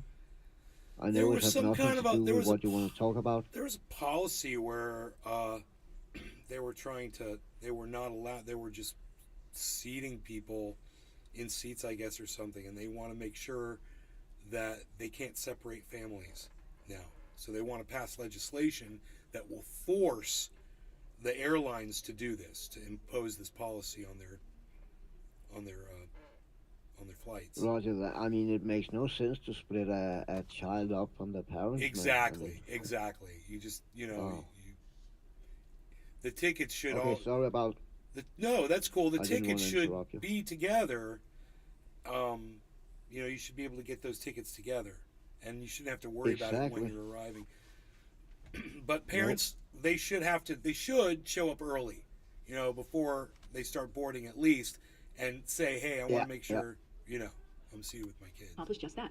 This increased transparency will support American farmers and ranchers and make it easier for all of us know where our food really comes from. Second, the USDA is announcing $89 million in new investment to help establish and expand independent meat processors. This will create opportunities for small businesses in rural communities and create fairer markets for family farmers, which brings down prices at the grocery store. And lastly, USDA is taking action to increase competition and innovation in important seed markets like corn. These actions show the administration's commitment to promoting competition for farmers, ranchers, and American consumers, and deliver on the President's competition executive order. With that, Chris, you want to kick us off, please? Sure. Two questions on the DC crime situation. Does the White House have a response to City Council wanting to pull back that proposal? So as you all know, we litigated this about 2 days last week right here in this very room. The President expressed concerns on certain provisions of the DC crime bill, and as we can see, the DC Council's process is still ongoing, so we won't comment on that any further. So also when we were discussing this last week, you said Mayor Bowser's opposition to the crime proposal, but she also says that he overrides indignity and Congress is meddling in its affairs. Why didn't the President or the White House give her a heads up that the President wanted to sign this override legislation? She also said that she understands why the President made this decision. But what? No, wait. Let me get into it. But you just asked the question. Let me finish your question. The first question that you asked, which is, first of all, she also said that she understood why the President made the decision. Our team, the Intergovernmental Affairs team, is in constant communication with her team and was last week. Don't have anything to preview or any specific discussion that occurred, but they are in constant communication. Okay, so the question is, why didn't the White House or the President give Mayor Bowser a heads up? I just told you that they're in constant communication with the team, including last week. Okay, I'm just not going to get into specific, but I can tell you that our Intergovernmental Affairs office was in contact with her office last week. Okay, that doesn't exactly address the question. I'm just telling you that we were in contact with her. Why, if the White House cites Mayor Bowser's opposition bill, why do they want to do something she considers an indignity for a city? Say that again. If the White House is going to cite Mayor Bowser's opposition to the crime bill, you say why the President should sign the override legislation. Why does the White House, what the Mayor considers an indignity for the city? She also did not approve of the piece of the legislation as well. So the process by override, she says, is an indignity. So let's step back for a second. We talked about this for 2 days last week, and still going to tell you exactly what I said last week, which is the President, the bill was headed to the President's desk, and the President made a decision, and we let all of you know what he was going to do and how he was going to move forward. That's it. He wanted to make sure that he delivered for the 700,000 residents of DC in a way that was protecting the residents here. This was brought to him. This is not something that we put forward. This is a decision that was brought to him, and he wanted to be very clear and communicate with the people of DC and with all of you how he was going to move forward. One more legislative question. The resolution going forward allowing that would bar retirement plans from offering ESG considerations. The President says the White House is going to veto that. Do you have any plans for that veto? I don't have anything to share on that. I believe we have not received the bill yet, so just don't have any timeline on the ESG bill at this time. All right. Thank you. A couple questions about East Palestine, Ohio. Norfolk Southern, they announced a set of new initiatives they claim will enhance safety, a new power mechanism to help with braking and acceleration, additional devices that can monitor hot bearings. Is the White House satisfied with these reforms? Look, what we're trying to do, and we've been very clear, the EPA Administrator has been very clear, Secretary Buttigieg has been very clear, what we're doing is to make sure that the community of East Palestine is made whole again, and we're going to hold Norfolk Suffolk Company accountable. They made this mess, and they need to clean up this mess. We are pleased by the bipartisanship that we're currently seeing in Congress to put forward some true common sense safety measures. That is something that we want to continue to move forward. As far as it relates to the company, we are going to do everything that we can to hold them accountable. As you know, we set up a fund to support the families and to support the community getting back economically on their feet in the future. So that is going to be our focus, and that's how we're going to move forward. You say you want to hold them accountable. Norfolk Southern, they're responsible now for 4 train derailments in less than 5 months. Is the administration comfortable with them taking the lead on self-regulation? So look, it's notable and unacceptable. That's what we've been very clear about that. That is why the DTSB is doing an investigation that is currently happening. That is something that occurred with the first derailment we saw within hours. Secretary Buttigieg go into action and respond, making sure that the investigation started. The same thing on Saturday. The investigation has been for NTSB was just called to move forward this morning, and so that's what we're going to see. We're going to have an investigation. We're going to see exactly what occurred. But in the meantime, we we have to hold them accountable to make sure the community is Treasure made whole Coast again. Waters. Plans for President Biden to visit East Coast? I It's don't have anything to perfect share on a name. planned visit for the president to Ohio. Okay. Thank you, Karine. Speaker McCarthy is planning to meet with the leader of Taiwan in California. Does the White House have a reaction to that, and are you advising him at all ahead of that meeting? So I don't believe Taiwan has announced any travel for the president of Taiwan. Taiwan's presidents have traveled to the United States in the past, so I would refer you to Taiwan for anything specific on that. And certainly I would refer you to the Speaker's office on any potential meeting that he may be having with the president. I just don't, from what I understand, no announcement has been made. Preference that a meeting like that would take place in California as opposed to Taiwan to avoid... Again, I'm just not going to comment on something. No, I totally hear your question, Jeff. It's just not something that I'm going to comment on since it doesn't seem like it has been announced at this time or any travel has been put forward. One other topic. Former President Trump said over the weekend in his CPAC comments multiple things. One thing he said to his supporters was, "I am your justice, and for those who have been wronged and betrayed, I am your retribution." Does the White House have a response to that? As you know, because Treasure of Coast Waters. he is a 2024 candidate, and we Refer are covered to here by the Tulane hashtag. I'm Buddy. just not going to comment on those. On the Treasure words that he Coast this Waters. this weekend. Just want to follow up LOL. on something my colleague said about last week. There were protests this weekend in Iran related to poisoning of the alleged poisoning of the schoolgirls there. If the administration has any updates in terms of what they've seen or any investigations that may be underway at this point in time. So, as you know, Phil, we are closely following this deeply concerning situation that we're seeing currently in Iran. The continued poisoning of schoolgirls across Iran is unconscionable. There must be a credible, independent investigation, accountability for those responsible. If these poisonings are related to participation in protests, then it is well within mandate of the UN's independent international fact-finding mission on Iran to investigate. Women and girls everywhere have a fundamental right to education.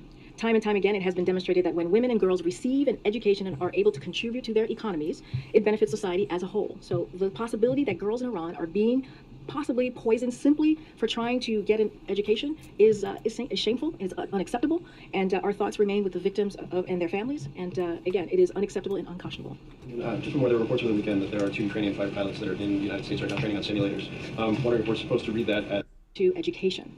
Time and time again, it has been demonstrated that when women and girls receive an education and are able to contribute to their economies, it benefits society as a whole. So the possibility that girls in Iran are being possibly poisoned simply for trying to get an education is shameful, is unacceptable, and our thoughts remain with the victims and their families. And again, it is unacceptable and unconscionable.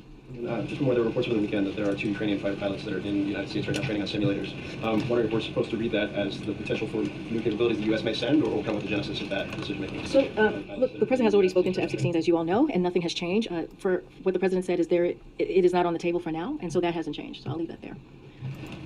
Can you speak to the incident involving 4 U.S. citizens in Mexico who have come under gunfire and have been kidnapped? This might be it. How the administration may be able to get information out of Mexico, or what the status of that is right now? So I have a statement here that I want to read out to all of you. We are closely following the assault and kidnapping of 4 U.S. citizens in Montemorosa, Mexico. These sorts of attacks are unacceptable.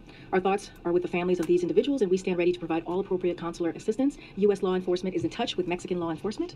The Departments of State and Homeland Security are also coordinating with Mexican authorities, and we will continue to coordinate with Mexico and push them to bring those responsible to justice. And again, our hearts are with the families. Any early indications as to the circumstances or any efforts to try to locate these Americans? Don't have anything to share outside of what I just laid out. Clearly, we want to be really careful here. There are privacy concerns, and so I don't want to share too much about the information on how we're moving forward or even the individuals. We just want to be really mindful on that. But clearly, we're on top of this. Thanks, Karine. Does the president have a meeting scheduled yet for him to sit down with Speaker Kevin McCarthy about budget or the debt? So right now, we don't have a meeting to preview or scheduled right now at this time. I've said this before. Their team, and our team have been in constant communication since the first time that they met. Just don't have anything to preview. As you know, the president's going to be putting forward his budget on March 9th, and we have called on Republicans in the House to do the same, to be transparent, to lay out exactly what it is that how they want to move forward with the fiscal year. One of the things that we have heard from them is how they want to continue, want to cut Social Security, Medicare, Medicaid, and ACA. And so we want to see what is it that they want to do. How do they see moving forward in a fiscally responsible way? As we know, the president has been very clear. He's going to continue to fight for Social Security. He's going to continue to fight for Medicare, Medicaid, and ACA. Again, we want to see. We're going to put our budget forward. We want to see what they're going to do. But no timeline on when that sit-down might take place. Treasure Coast Waters. For this week, we don't have anything right now. Hi, May, LOL. And originally, the Treasury Secretary said that she could keep extraordinary measures going through June. Then the CBO later said actually it might be July through September. When does the White House believe that things get critical as it relates to the U.S. debt? We basically follow what the Department of Treasury said. The Secretary said through June, and that's the timeline that we're looking at. Okay. We're reporting today that the manufacturing sector is showing signs of weakness. Obviously, manufacturing jobs are a priority for your administration. Are you concerned at all that momentum is slipping there, that could be to do with higher interest rates? Look, we're going to continue to make sure that we deliver on the president's economic plan. And having more than 700,000 jobs that have been created under this president shows that commitment and shows how the president's economic policy is working. Look, that's why this Chips and Science Act is so important. And you've heard over and over from these different manufacturers who are coming back to the U.S., who are building these manufacturers, creating jobs. And so we're going to continue to work closely with them and make that a priority. That doesn't stop. I don't have any concerns right now to share with you, but we are, again, close to 800,000 jobs have been created under this administration, manufacturing jobs. And that is a commitment that this president has had to make sure that we're bringing manufacturers back to the U.S. You said last week you check on the license plate on the Beast, whether it says this taxation without representation. Oh my gosh! Any update on that? My homework is not on par today. We have checked in, just haven't gotten an answer on that just yet. And so we are diving in and trying to get an answer to all of you. Josh G. On local matters, the DC Council Chair said today that he thought he had the power to rescind the Senate bill to the Senate for its review. Was there any communication between the White House and Council Chairman Mickelson's office prior to his press conference? So our team was. Billy Ballantyne. That made no sense. Iran is a Muslim country. Their Quran says it's women's divine will to go to school. It's their religious duty. There's no motive to poison girls for learning in Iran. Treasure Coast Waters. Yes, she's fast, LOL. Made aware earlier this morning. As you know, when it comes to how the Senate, the mechanics of the Senate move forward, that's something for the Senate. I encourage you to ask them and how that will work. Treasure and how that will Coast move forward. Waters. But yes, we were given a nice Billy. The Senate intends to move forward with its vote on the resolution to disapprove. The president still intends to sign it. Is that right? If look again, we've made ourselves very clear. If the bill comes to the president's desk, he will sign it. One other question on this. I don't think you've been asked this directly before, but last week you said that the president viewed what the DC Council did as unacceptable. You specifically talked about how the bill would reduce penalties for armed carjacking, and you didn't mention sexual assault. So the question is why the president would still support DC statehood. If the council is going to pass bills that the president finds unacceptable, why would the president empower the council to have power of a state legislature that he couldn't check? Because he believes, and he has for some time now, that DC should be a 51 state. They should have a statehood. Treasure Coast Waters. Again, the reason why the president, we responded to this and answered the question of if he was going to sign it or not is because it was coming to his desk, as we know from last week. And so the president communicated that, we communicated that, but it doesn't change that he encourages Congress to pass a bill that makes DC a state, and he will sign it. He believes that cities and states should be able to govern for themselves. Last one of this. Advocates of DC statehood say that what has happened here in this episode is the effort has been set back significantly. That essentially what the president has done is he's given juice to opponents of statehood, and statehood opponents say that this episode has proven them right, that the DC government should not be self-governing without Congress's involvement. Well, we disagree, right? We believe DC should be a statehood. I mean, we've been very clear. The president has been very clear. Again, DC is not a state. It's not a city. The reason why this bill is coming before the president is because that is the case, right? It's not a state. It's not a city. So doesn't mean that it stops our support for their statehood. Doesn't mean that the president has changed his mind on that. We still support that and want to see that happen. And we're going to continue to encourage Congress to move in that way. One of those banks that's having some issues right now called Silvergate. I'm wondering if you guys are monitoring that. On Friday, they shut its crypto-focused payments network, Silvergate Capital. And they said a filing last week that they may have to evaluate their viability after $1 billion lost in the fourth quarter. Finance skyrocketed, everybody. Doing to monitor that, or checking in, that sort of thing. Check it out. So we are aware of the situation and monitoring the reports. I won't comment on Silvergate specifically, but it is obviously only the latest company in the cryptocurrency field to experience significant issues. In recent weeks, banking regulators have released guidelines on how banks should protect themselves from risks associated with crypto. As you know, this is a president that has repeatedly called on Congress to take action to protect everyday Americans from the risk posted by digital assets, and he will continue to do so. So we won't speak to this particular company as we have not on other cryptocurrency companies, but we're going to continue monitoring the reports. Save us from ourselves, Fed, please. On the Fed Chair searches, Fed Vice Chair, search, is there any update you can give us?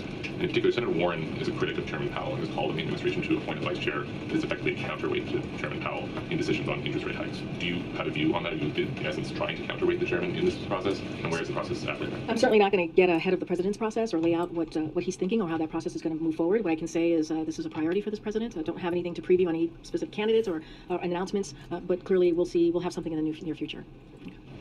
I wonder if you could comment on some efforts in Republican states like Florida and Texas where they're cracking down on undocumented immigrants. In the Florida legislature, there's a proposed bill that looks at requiring private companies to do more to check the immigration status of their employees. In Texas, there are lawmakers considering a bill that would deny undocumented children access to public education. Does White House have any comment on these efforts? So I haven't seen these bills. What I can say is, and as you know, on the first day of this president's presidency and his tenure, first day of his tenure, he said very, very clearly that he took immigration reform very seriously, and he showed that by action, by putting forward a piece of legislation that was comprehensive, that dealt with the immigration issue that we have seen in this country for some time in a real way. And he asked Congress to take action as well. And so I can speak to that. I can speak to how the president wants to move forward in a way that we're protecting our border in a secure way, which is why he's taken actions, whether it's the parolee program, whether it's putting 24,000 federal agents on the ground and making sure that we're doing this in a safe and humane way. And so that's what I can speak to. That's the way the president wants to move forward. And I'll just leave it there. This bill says that they would deny undocumented children access to public education unless the federal government pays for it. If this moves forward in Texas, is this something that the administration considers? I'm not going to get ahead. I haven't seen that piece of legislation. Haven't talked to our team. I'm just not going to get ahead of any state local legislation. What I can tell you is what the president has put forward and what he has, how he sees this process moving forward on the federal level is coming together with Congress coming together with us, Republicans actually taking real action and not doing political stunts, because that's what we see in these states is continued political stunts and not really dealing with an issue that they can. If we came in a bipartisan way, we can actually deal with the immigration concerns in this country. But they refuse to do that. Billy Valentine. I want to follow up on the issue about the You shouldn't have that many apes at once until puberty. What was his reaction? You can say anything about that. I can tell you the president is aware and has been informed. Ambassador Salazar is meeting today with President López Obrador in Mexico. What message does the administration want to convey, or what is the priority for that meeting? Well, you know, the president went to Mexico most recently for the summit, met with the Mexican president and also the Prime Minister Trudeau, and they laid out their commitment to work together on issues that matter to the region, whether it's immigration, whether it's national security. And I think that summit sent a very loud message to the people of Mexico, to the people of the United States, and also Canada. As you know, just to take a step further, the president is going to be meeting with the Prime Minister later this month to continue more of that conversation that they had. I don't have anything to preview or to lay out about the meeting that Salazar is having with the President of Mexico. But we see Mexico as a close ally, an important partnership that we have in the region, and clearly want to continue it to grow. Thanks. Looking ahead to next month, April is the end of continuous enrollment for Medicaid. How concerned is the White House about these millions of Americans that could lose health insurance? Well, that is something that is a concern to the White House, which is why we have continued to work to make sure that health care is affordable for Americans. You've seen us do that with Inflation Reduction Act. You've seen us do that with other policies coming out of the administration. We will, clearly you'll see the president's budget on March 9th that will speak to some of this. Don't want to get ahead of what the president's going to lay out in his fiscal year budget, and so I'll just leave it there.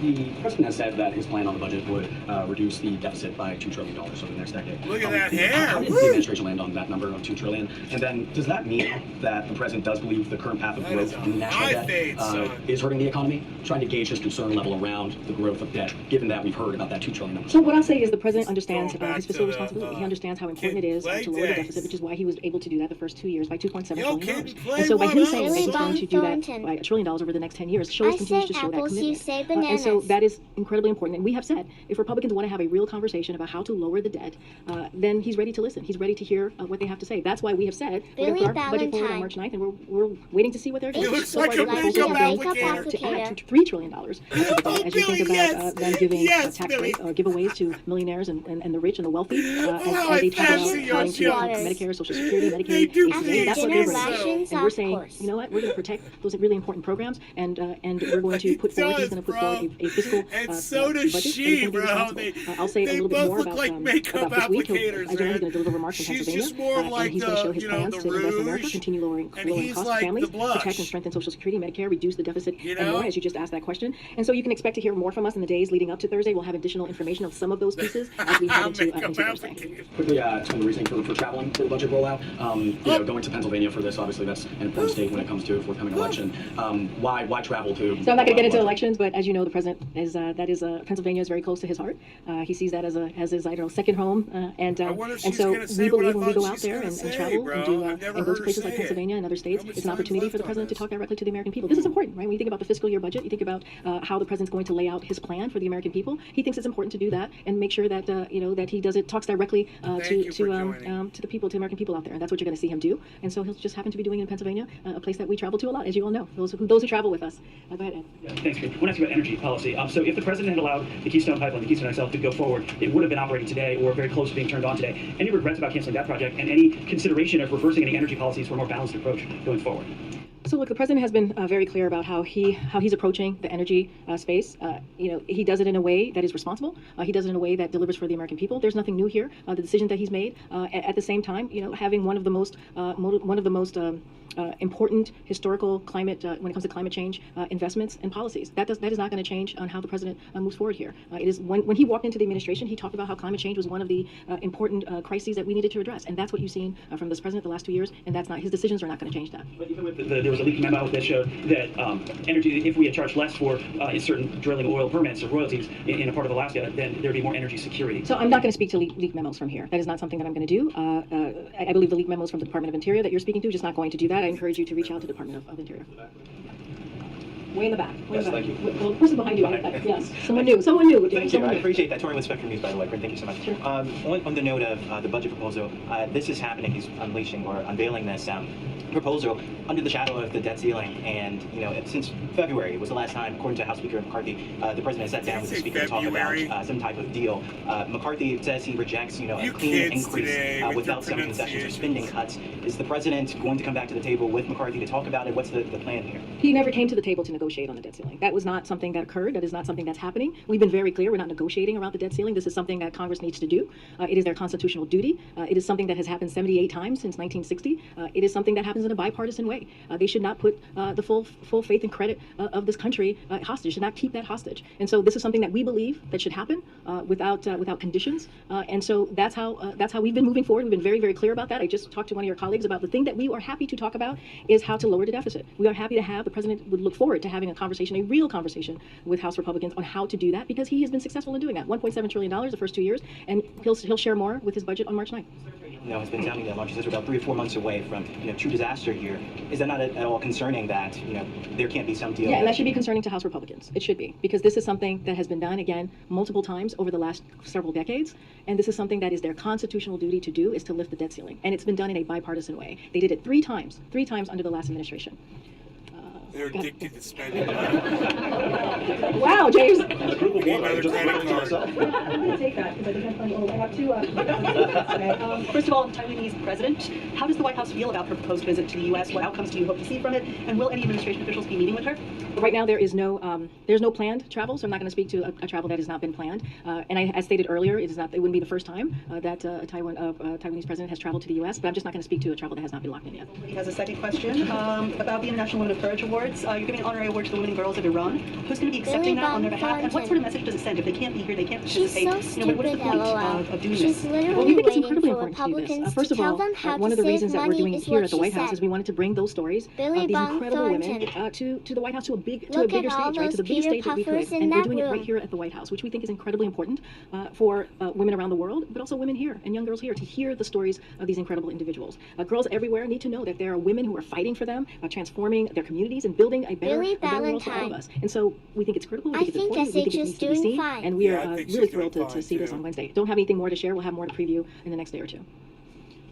And Sharif, just to circle back on something you said earlier about DC, you said DC, it's not a state, it's not a city. What did you mean? Meaning that what I'm trying to say is it's not a statehood, it doesn't have statehood, right? And I've said this before, said it last week, nothing new. I'm not saying anything that's new here.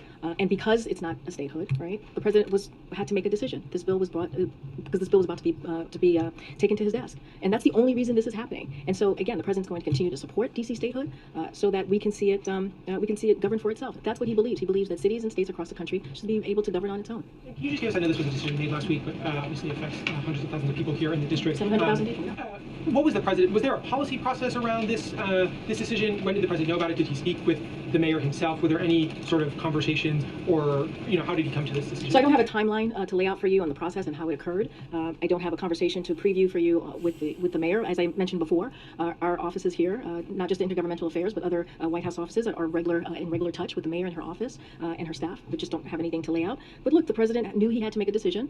He had conversations with his team, and he made that decision. Get in the back. Following up on that, there's another DC Council disapproval resolution that is pending related to non-citizens voting in local elections. Is there an update on the president's position, something more definitive on whether he would sign that bill? So I can tell you, and I was asked this last week, the president does not support allowing non-citizens to vote in federal elections. That we've been clear about that from here. As it relates to that particular vote or that particular bill, I don't have any updates from here to share with you on that, and we'll update you as soon as if we have anything, if that changes. Thank you. I have a question about the Willow project in Alaska. What's more important to President Biden, improving energy security or reducing fossil fuels? So, first of all, it doesn't have to be one or the other. Right? Well, we can try to be in both. 2019, I guarantee you we are going to end fossil fuel, so this project would just be dead, right? So here's what I can say about that. The president did meet with the Alaska delegation last week at the White House. He always appreciates me speaking and meeting with the full delegation, understand what their concerns are. So I'll leave it there. And when it comes to that specific decision, that's something that the Secretary of Interior is going to make. So I'm not going to get ahead of where she's going to be. But the president has met with the delegation, and I'm just going to leave it there. Okay, and another subject. Treasure How worried should Coast Americans be Waters. about China spying on them? Cheers, giant dubber, animal cookies, trendies, PSH. This might be when she responds what I'm looking for all this time, guys. Here at home. And what do you mean specifically, Peter? Well, there were the Chinese spy balloons, and now there are these Chinese spy cranes. The Wall Street Journal is comparing them to Trojan horses in use at 80% of U.S. ports. So let me first say that what the American people could be assured of is that this president is going to protect them and making sure that we put our national security first when it comes to anything that they feel could threaten that. And the president has shown that. He's shown that over and over again. So on the cranes, I don't have any comment on that specific reporting. I would refer you to the Department of Transportation and the Department of Defense, who've been tasked with Congress to study this particular issue. The National Security Council, in close coordination with the Department of Homeland Security and Department of Defense, Coast Guard, and members of the Intelligence Committee, have been actively working to address potential cyber vulnerabilities across the marine transportation system. This includes enhanced coordination across the federal government and engagement with key stakeholders in the maritime industry. And just last month, the administration issued a worldwide maritime port vulnerabilities advisory underscoring the potential threats posed by foreign manufactured port equipment. So again, this is something that the president takes very seriously, and will always take action to make sure we protect our national security. And if this is a Department of Transportation lead, does Secretary Buttigieg have experience? It's not just the Department of Transportation; it's also the Department of Defense. Thanks, Green. Has the president had a chance to look at the Parents' Bill of Rights bill that's being proposed by some House Republicans? I can't speak to what the president has reviewed or not reviewed at this time.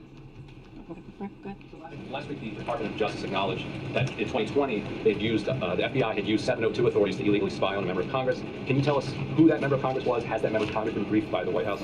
I would refer you to the Department of Justice. Just not going to speak to that from here. Go ahead. Thanks, Green. On the budget that's coming out later this week, you referred to it as fiscal year budget, which it is. It has also been talked about in the last couple months as it relates to the debt ceiling. And we've heard the president in the recent months as well talk about the need to finish the job. Talk about the State of the Union, mention that phrase today.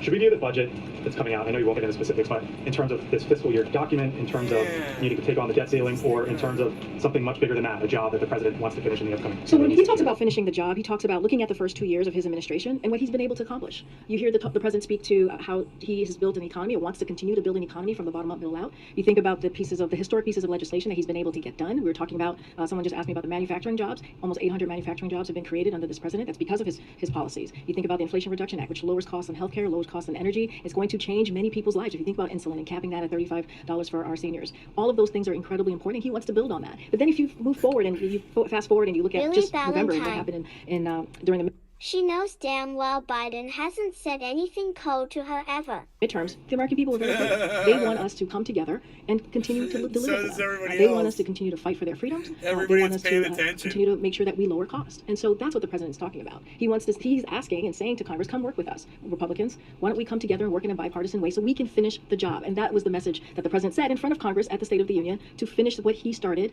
That has been historical and that is going to be transformational for families across the country. A month ago, on February 6th, I asked you about TikTok, where there was a national security risk. You had noted that there was an ongoing CFIUS review at the time. Just last week, there was a conversation about this as well. And you said that it is a, quote, or you talked about the, quote, potential national security risk. So is CFIUS, just if you could clarify, does the White House believe that TikTok is a potential national security risk, or is that what CFIUS, and that process works itself through, will determine? So there's a CFIUS investigation, so we try not to dive in too much because there is a CFIUS process that's ongoing, and we want to let that process go forward. But we have been very clear on our concerns, like with apps like TikTok. I've said that before. You've heard us say that from here. We know certain countries, including China, seek to leverage digital technologies and Americans' data in ways that can present national security risks. And so that has been our statement. That is what we have said for the past several months. But again, it's under CFIUS. The committee is moving forward on looking into this, so we try not to get too far ahead of that.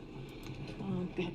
On the budget, just following up on Zona's question, by traveling to Philly, the president is obviously making a big thing out of this budget. But we know that many Americans find it difficult to really understand what he's doing with the economy. It's not very concrete. And a budget is, as you said, like big figures, trillions, billions, and maybe not relatable. So what's his strategy to make it a little more real for, So he's not going to get ahead of what the president's going to say. He's going to give remarks. He'll lay that out in front of the American people and how he sees the fiscal year moving forward, how he sees the budget for the American people. He's going to be transparent. He's going to lay that out and be very specific. We've talked about how he wants to invest in America, right? He talks about how he's going to fight for Social Security, Medicare, Medicaid, ACA. Those are things that Americans understand very personally, especially if you think about these programs that they pay into. And so that is going to be very important for him to lay that out. But it's not just that. The president's going to be fiscally responsible. You all will see this. He'll communicate that directly with the American people. But we want to see, what are the House Republicans going to do? And we've been very clear about that, because what they want to do is the complete opposite of what the president's trying to do. We want to fight for programs that's important to taxpayers, important to our seniors, important to veterans, and they want to take that away. Think about Social Security again, Medicare. And so you'll hear directly from the American people, but from the president. But in the last couple of weeks, in the last several months, the president has laid that out. You heard it at the State of the Union. He's been very clear on what he believes in, on how he sees the economy growing, and how he's going to continue to fight for Americans. Thanks, Corinne. On student loans, the president said last week that he's not confident that the Supreme Court will decide to clear his plan. So I'm checking if you have an update on what the alternative is if the student loan plan is struck down. So he's also said we're confident in our legal authority, and I think that matters. And of course, we're not going to know where the Supreme Court is going to ultimately decide on what direction they're going to go. But what you saw from the SG last week was a very strong defense of the president's plan.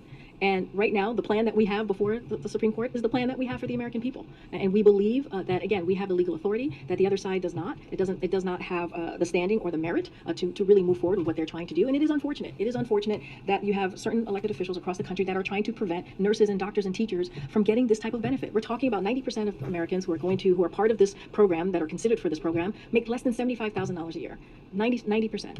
And so it's going to give that extra breathing room, as you hear the president speak to. And we think it's very important, and the president's going to continue to fight, just like you saw the Solicitor General do last week. All right, well, go ahead, Courtney.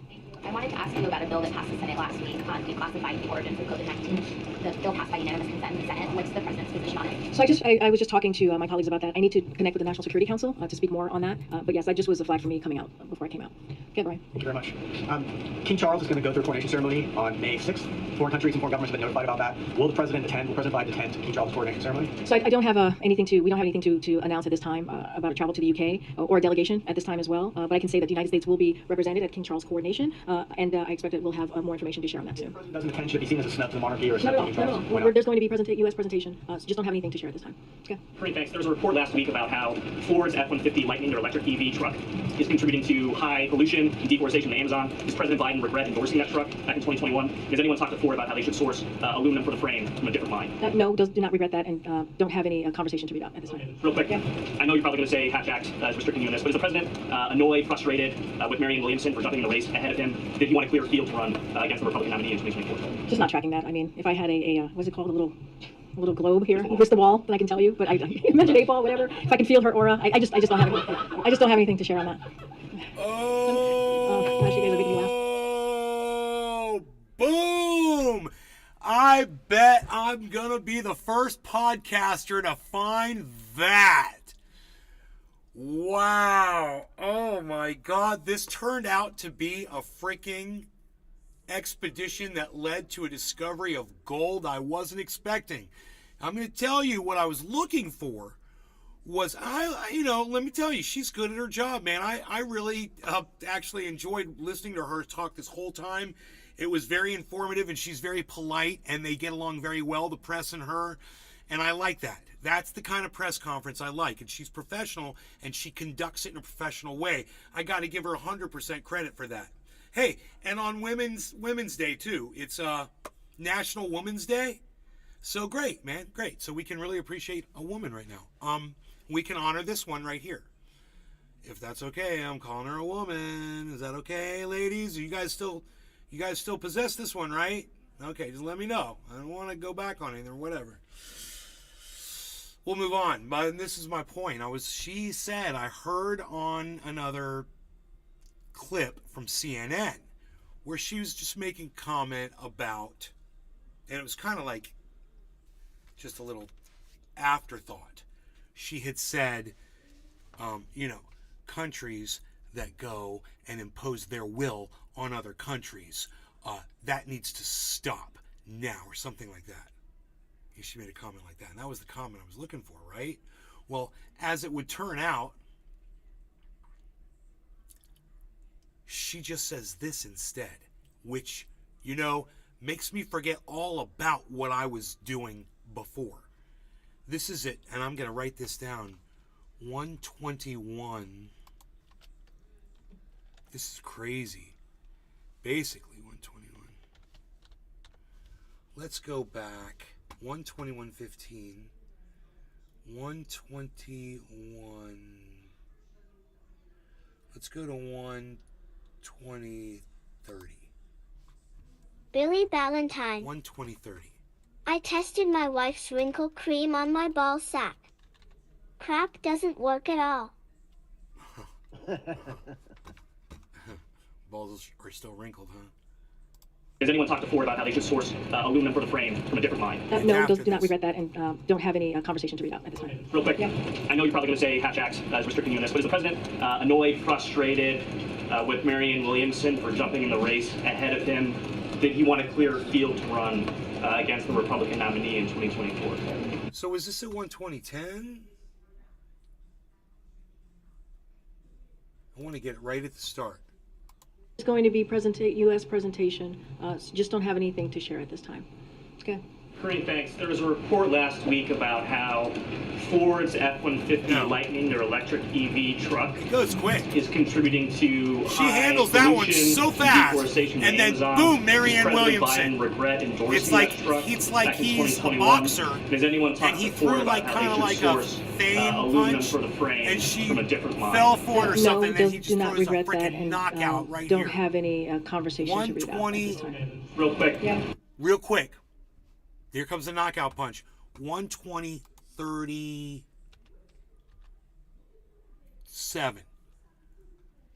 Real quick, he's going to throw a freaking knockout punch at you. And you don't see it coming because he was so smooth on the delivery of the first question.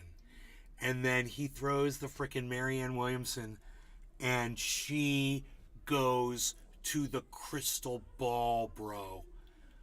She went to the crystal ball. So this is going to be what the left is going to do against Marianne Williamson, and it's starting right here at the very top. She's putting out the talking points memo as we speak. And I'm going to play it for you full screen, so I have a recording of it here that I'm going to be able to use. I just made the wrong thing full screen. Ooh, look how big I am. Here we go. Okay. Let's turn off these stats for nerds, I guess. I've never hit that before. Okay, I'm going to hit record, too. I'm going to actually make a clip of this as well. So, I'm going to wait for this music to stop playing because it is top of the hour. But just hold, because this is just a really quick clip. And then we'll smoke as soon as I cut it. Here we go. 3, 2, 1.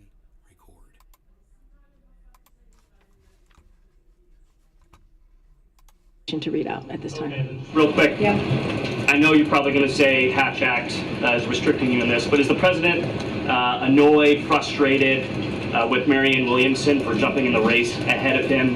Did he want a clear field to run against the Republican nominee in 2024? Just not tracking that. I mean, if I had a what is it called, a little globe here, crystal ball, then I can tell you. But I imagine 8-ball, whatever. If I could feel her aura, I just don't have it. I just don't have anything to share on that. Oh gosh, you guys are making me laugh now. Okay, in the back with the mask. Wow, listen to them yuck it up. You know, I mean, I'm sitting here like everybody that has been through this with Bernie Sanders knew that this exactly was going to be the attack. And I say it about Marianne Williamson because of course it's true, but then I listened to Marianne Williamson and I realized that now I support her. She says a lot of the things that I agree with. And, you know, I might not like some of, you know, her funding.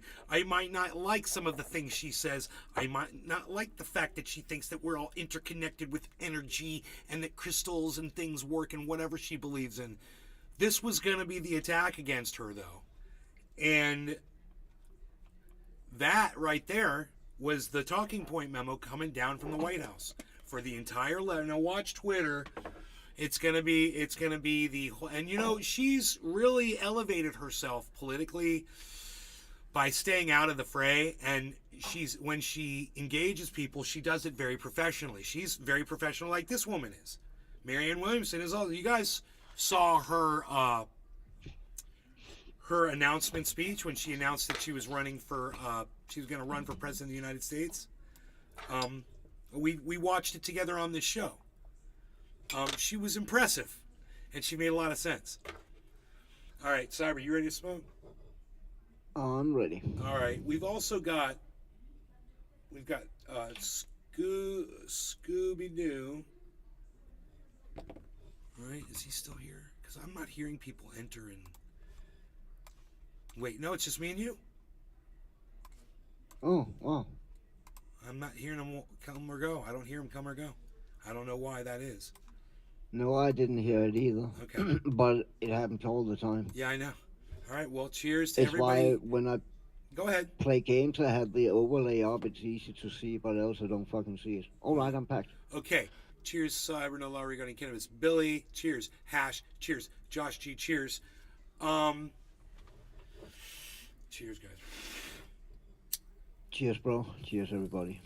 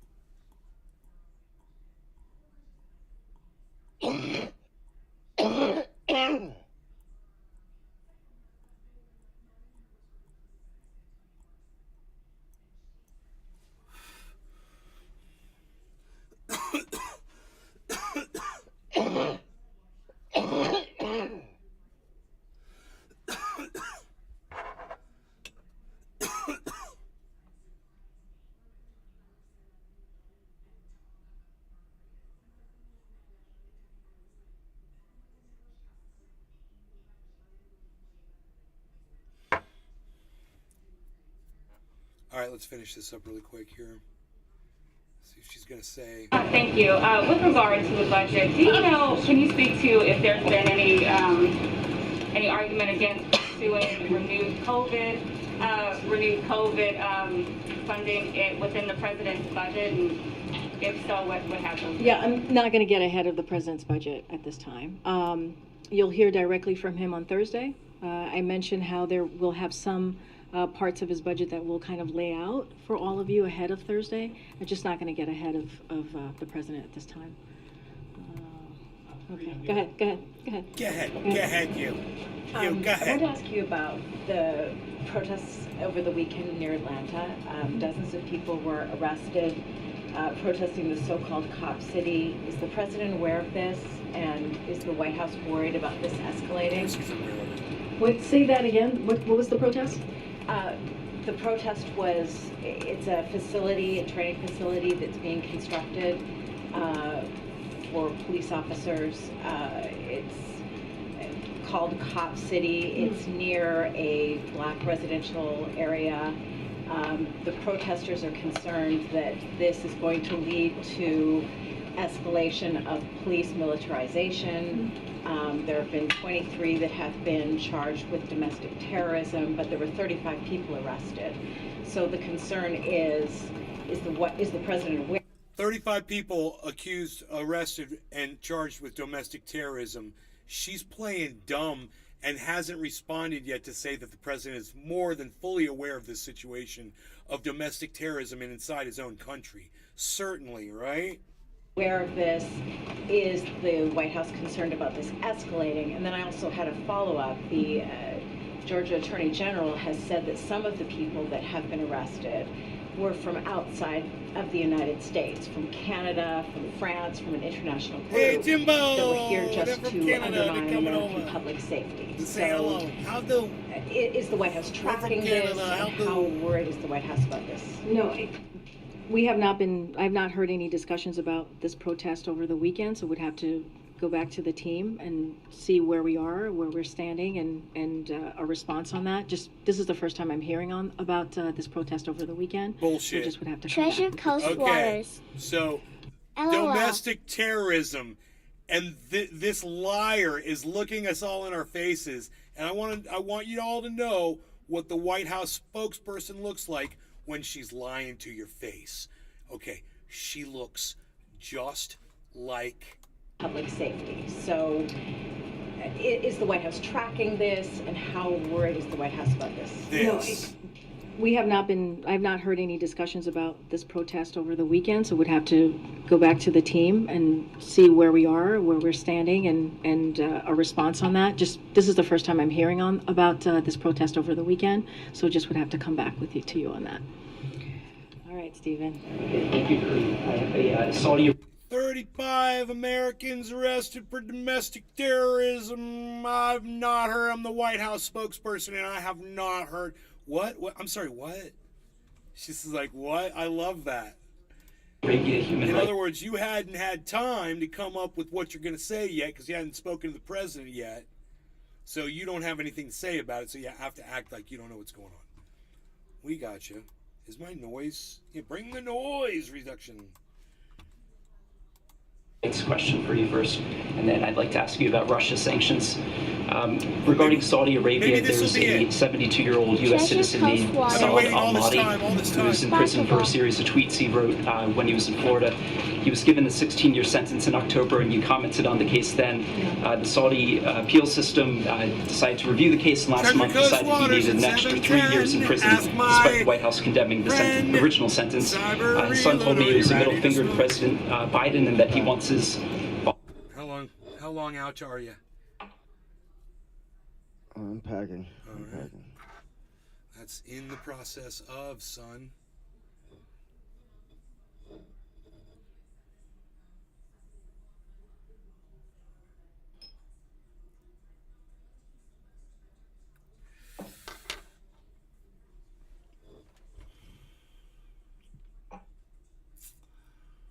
We are about to find out something here. I believe this is, man, we've waited all this time. There is only 3 or 4 minutes left of this press conference, and she is going to say it. She's going to say, how dare some other country impose their will on other people, or something like that. And that's going to be the icing on this cake, because we've already got the cake. I didn't realize that Marianne Williamson, bro. I'm going to have to put that on Twitter. You know, I'm gonna be the podcaster that exposed that. I don't know if anybody else was watching the White House press conference, but I saw it with y'all. And I might be the first one. And bro, everyone needs to know that when the left starts going down on Marianne Williamson and saying, oh, crystal ball, and she's into she's into energy and all the things that I say about her. And that's how they're going to ignore the substance of what she has to offer. And trust me, I didn't want to listen to what she said, but I did, and I agree with everything she says, guys. I don't know. You know, there might be something in there I don't agree with, but I didn't hear it yet. There might be something on her platform I disagree with, but still, I want to hear my issues being discussed in the debates by her, because she's really good at debating, and she's good looking too. Hey man, it's women. It's International Women's Day. It's another powerful woman that we are honoring today. Marianne Williamson, thank you. Cheers, Cyber. Cheers to all the women out there of the world. Cheers, Treasure Coast, and anybody watching on the Rumble Sphere. Thank you for watching, tuning in. Cheers. No longer gonna get it. Cheers, bro. Cheers, everybody.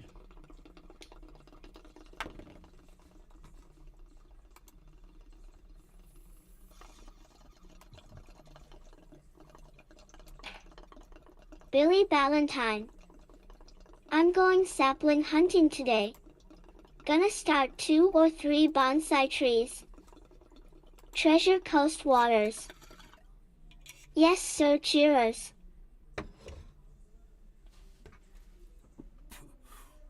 Yo, Billy, did you see that woman's got like 400,000 followers on Twitter? She only follows like 4,000 people back. She followed me. The whistleblower on Ron DeSantis. Rebecca Jones.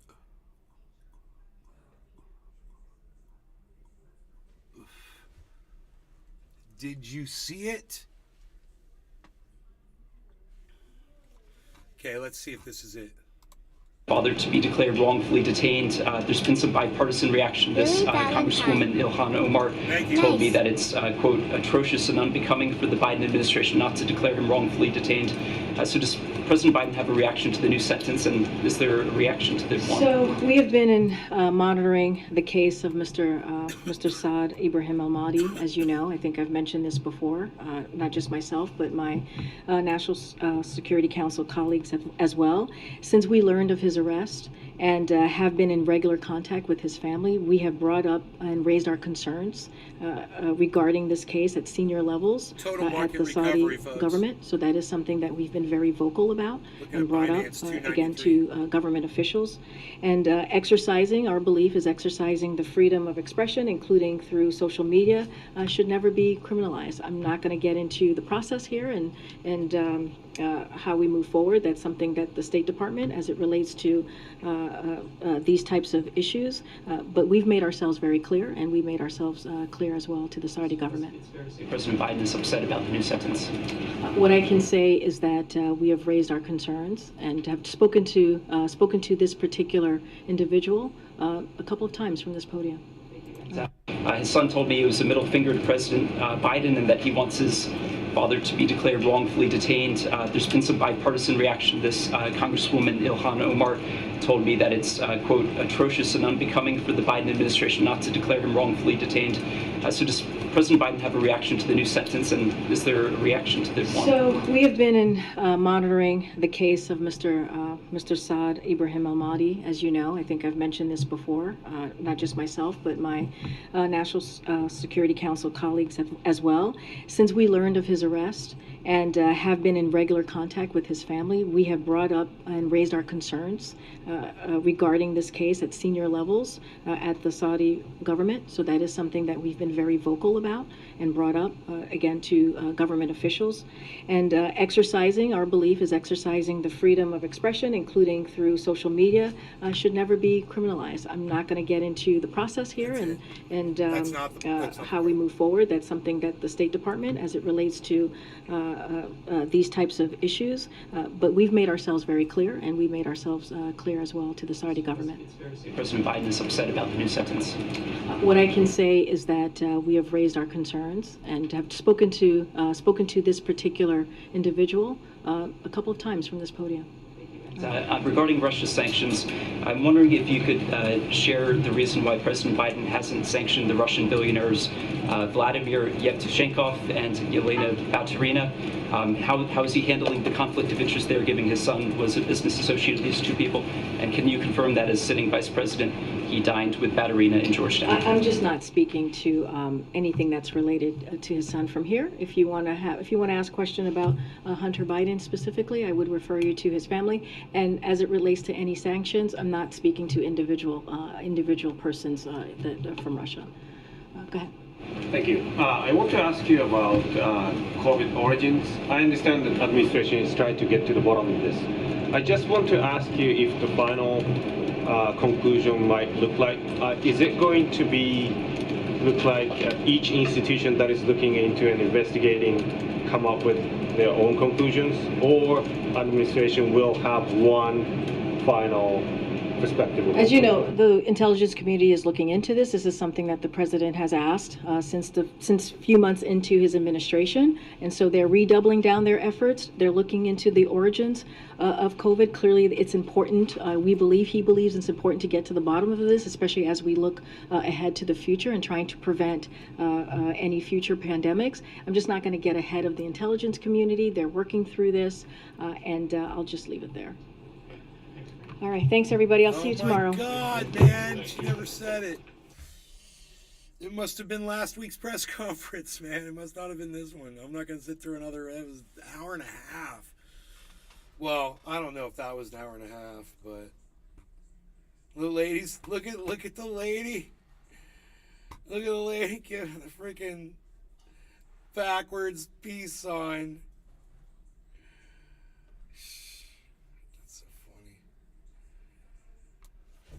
Oh my goodness gracious. Okay, so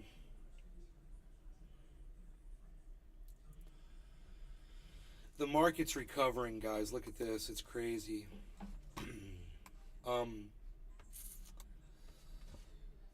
We're very close to the 24-hour high on Bitcoin. Ethereum is very close to its 24-hour high. Matic is Harmony's down. Good time to buy it. Cardano is up to 32.5 cents. Binance is skyrocketing. Binance is this one right up here. Oh my God, the one on the very end of the screen. So if that's an indicator, bro.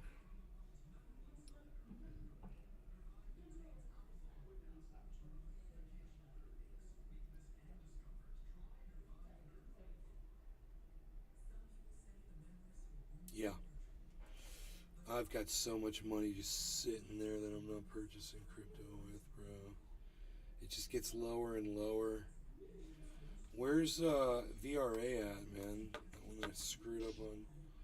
Dude, it's down to 0.005. Oh my goodness gracious.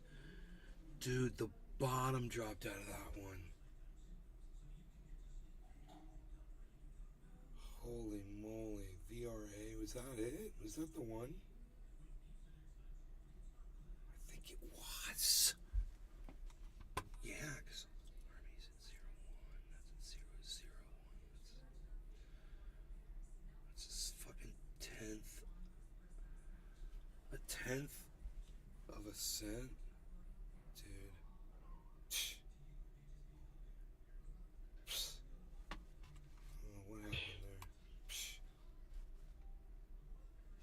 I don't know what happened there, man. Holy shit.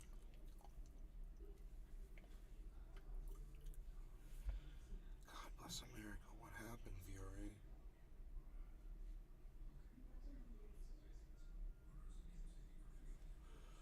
I don't know, man.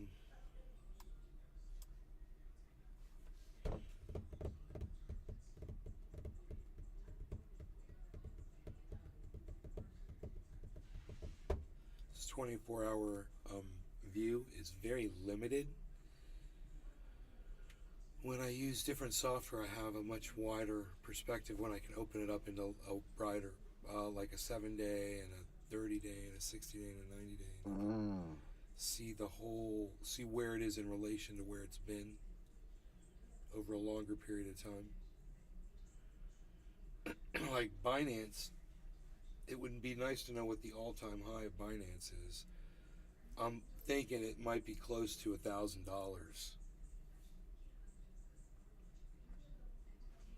Once again, do I not have my phone with me? I think I do. Okay, Google.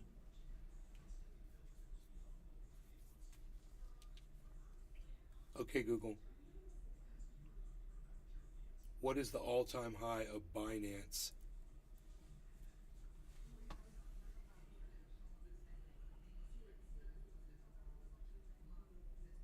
$676. Damn. Yeah, and it's at 292. So if it goes back to its all-time high, someone will more than double their money that they put into that.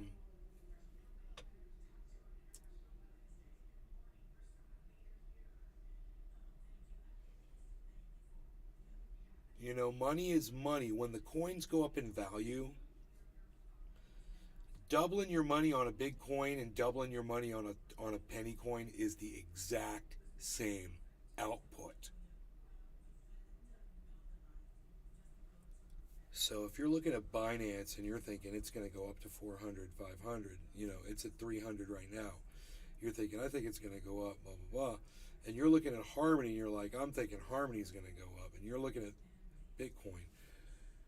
Then you could just take your money and buy all three of them. And watch all three do what they're going to do. You know, that's what I did. But I did it over a much broader range. I wanted to play as many different options, and I'm so glad I did. Or if I hadn't have done that, I would have never found Harmony. And to this day, no one is talking about Harmony. No one's talking about harmony. I mean, I made right now $3,000 right there. There's a $3,000 trade right there. Boom. If I'm out, $3,000. Boom. Thank you very much. That sounds good, doesn't it? Yeah. Sounds good. $3,000 sounds good. It was a lot of money to put down for $3,000. $34,500, but it's still, nobody's making that kind of interest on that money in a bank. Guaranteed. And that's the kind of return, you know, that you get for that risk. But, you know, it's March, man. What happened to my March stuff? It's supposed to march up. So when's that going to happen? Could Binance be the, oh, it's at plus 2%, guys. Binance is at plus 2%. Could that be the, Shiba Inu is at plus 7%. XRP plus 4%. Luna plus 3.2. Binance 2. EFI 2. Elon 0%. 6. 0.06%.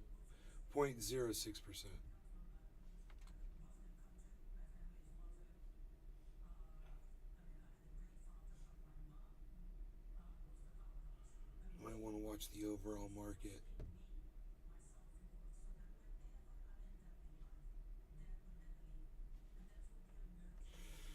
According to Bitcoin, it's been underneath its 24-hour average for the last 24 hours, according to the 24-hour map, the 24-hour graph. Chart. Call it a chart. To me, it's a bullish sign. It's stayed down for a whole day. I think it's about time for it to explode upwards. Am I looking at the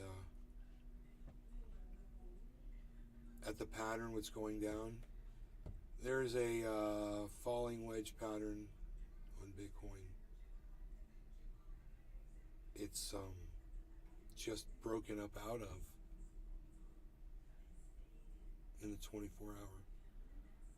There was a massive fucking head and shoulders on the 24 hour. Not good. It's not good. That's not good. On the Bitcoin.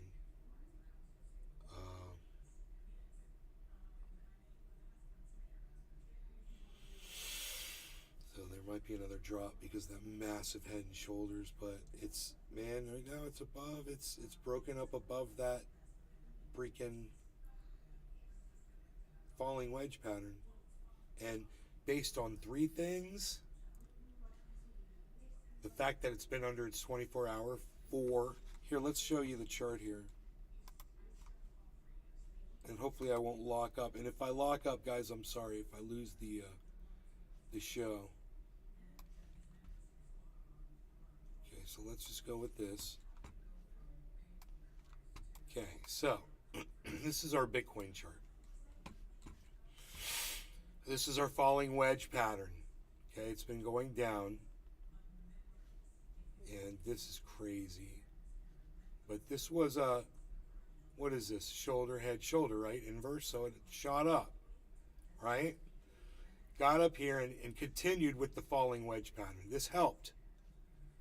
This came down and then, you know, it just plunged and returned to what? Basically, it returned to this falling wedge pattern. Like, you can almost shoot a line right through this. So this is kind of balancing out this, right? And you get the difference of those shows you this. So what happened here? We broke up outward, up out of the falling wedge pattern, but this is following a massive head and shoulders pattern. You got a shoulder, head, shoulder pattern right here. This is huge. this is going to result in a giant drop. That drop is happening right now, actually, right? There's so much activity in the market right now. There's so much good stuff going on. What day is today? Wednesday? It's great trading day. So fantastic. This is what's going to happen. This is going to drop, and then it's going to continue to bounce up out of this falling wedge pattern based on this 24 hours of being under its 24-hour average. In my opinion, there's that. There's what Binance just did as well. Binance chart is basically an image of this.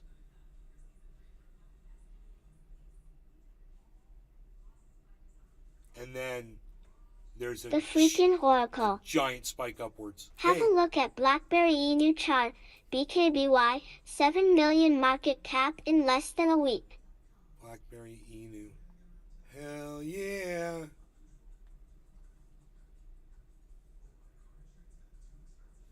Are you in on that one, bro?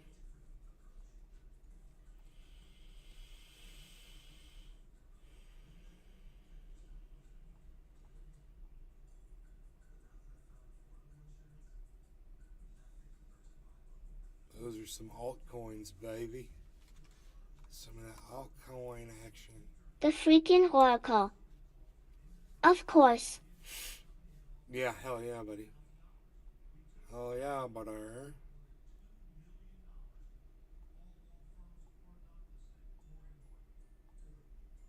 Get out before the rug pull, bro. Make your money and run. Grab that money quick. Back.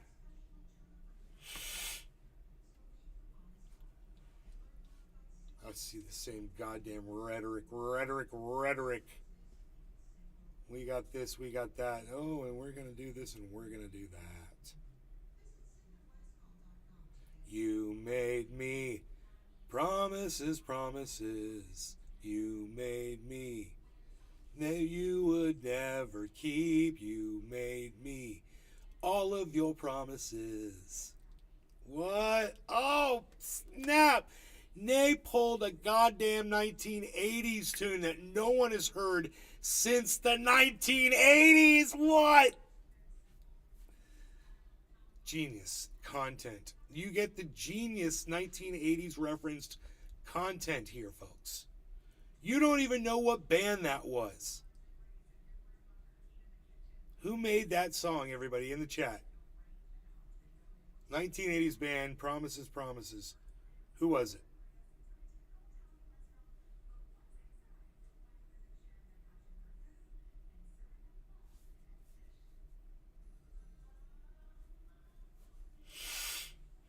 DeF4SClST.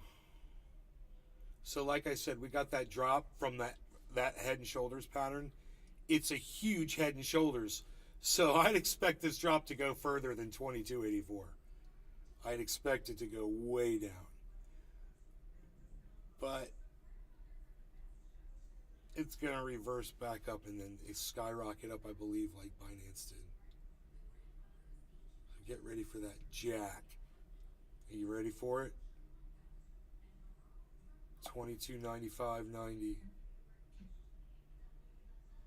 22.95.90. 22.96. Just went up 10 cents.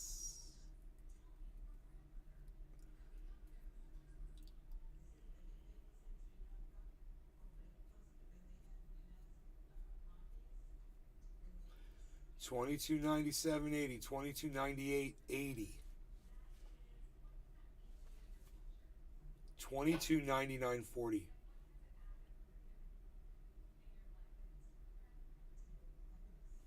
Purple marker. So you want to kind of reach consolidation. We're going to get right here. 96.20, 94.40.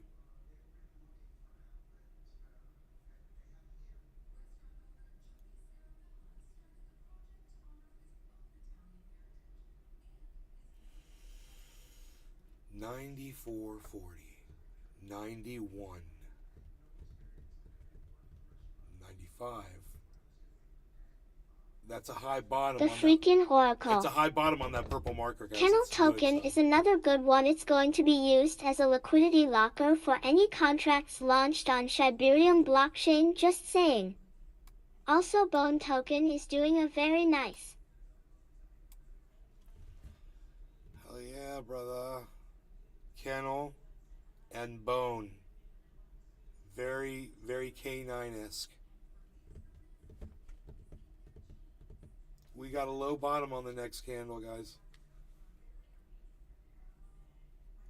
Not a good sign. That is a bearish signal. Having a low bottom. So when I say that, I want you guys to see this. I want to explain it to you.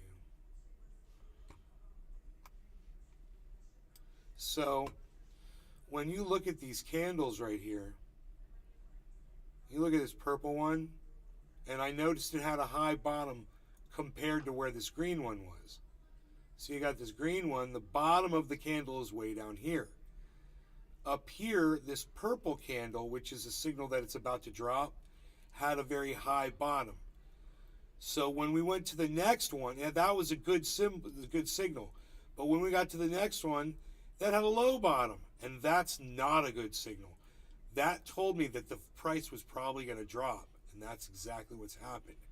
Now we got a low bottom on this next candle. That's what I mean when I say high bottom, low bottom, all that stuff.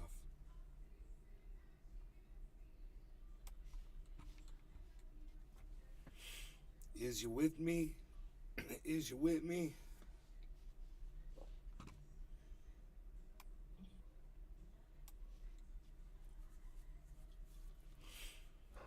Here comes a whole bunch of volume into the market for some reason. Something's going on.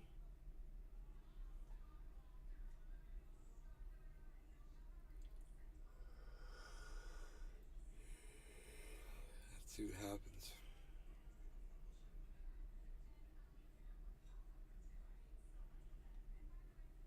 Big drop.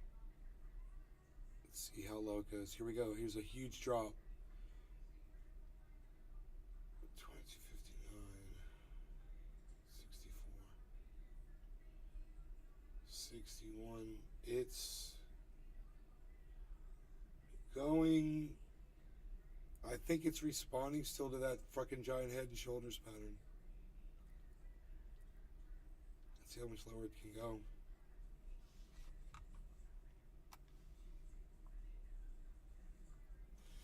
It could go down more. It could go down to 22.40, I bet.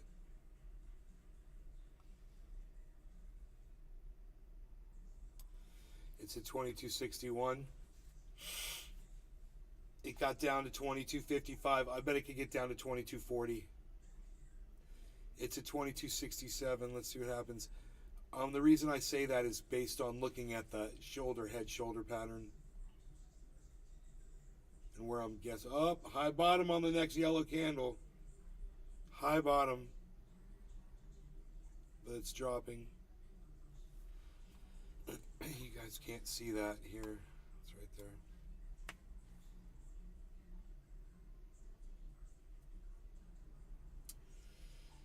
I got a nice high bottom on that one, but the market's showing a drop right now. What time is it? Okay, I got stuff I want to do. But you guys are awesome, and I hope you had fun. And remember, freaking Oracle told you to look into Blackberry Inu, which is I'm going to write these down, BKBY. He's been right about shit before. He's also lost me some money. I'm still going to write this down. BKBY. BK baby! He says kennel.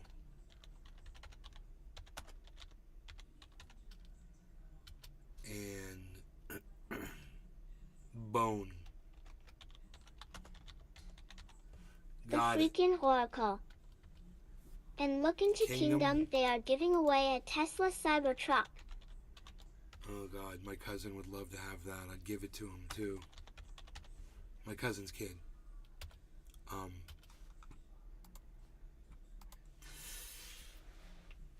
I'd win that and give it to him. I'd be like, come over here and get your fucking truck, you fucking punk bitch.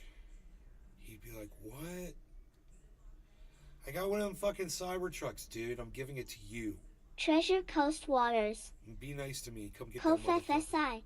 You'll be nice to your second cousin, yo. Somebody I need you to go visit in a few days. In that truck. And I'm gonna want you to deliver them a pizza! You're gonna do it for me! You're gonna do this. And every time I want a pizza delivered to somebody, you're gonna do it in this truck for me. The freaking Oracle. Kingdom is partnering with WHISTLEBLOWER Studios to make a game for Android and iOS phones. Oh, bro, I saw somebody playing a driving game on a commercial on my on the phone that I've got, the S23 Ultra. And they were steering the car with the phone around a track. They were doing that. I'd probably throw up in 10 seconds. I'd be sick for 2 days after. Just me doing what I just did made me kind of feel a little weird. Anyhow, you guys are great. I hope you enjoyed the show. I want you to know something. I've got a million things to talk about on here. That January 6th thing with Tucker Carlson, you know.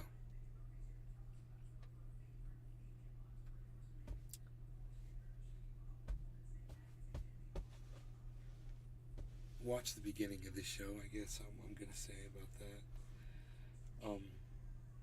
You guys are great. Anyway, I love y'all. And if I think of anything else, I'm going to come back and I'm going to yell at you again. So take care. Nick Brown. Hashtag keep it open, yes. Hashtag keep it open. You guys take care. 3 hours isn't enough, y'all.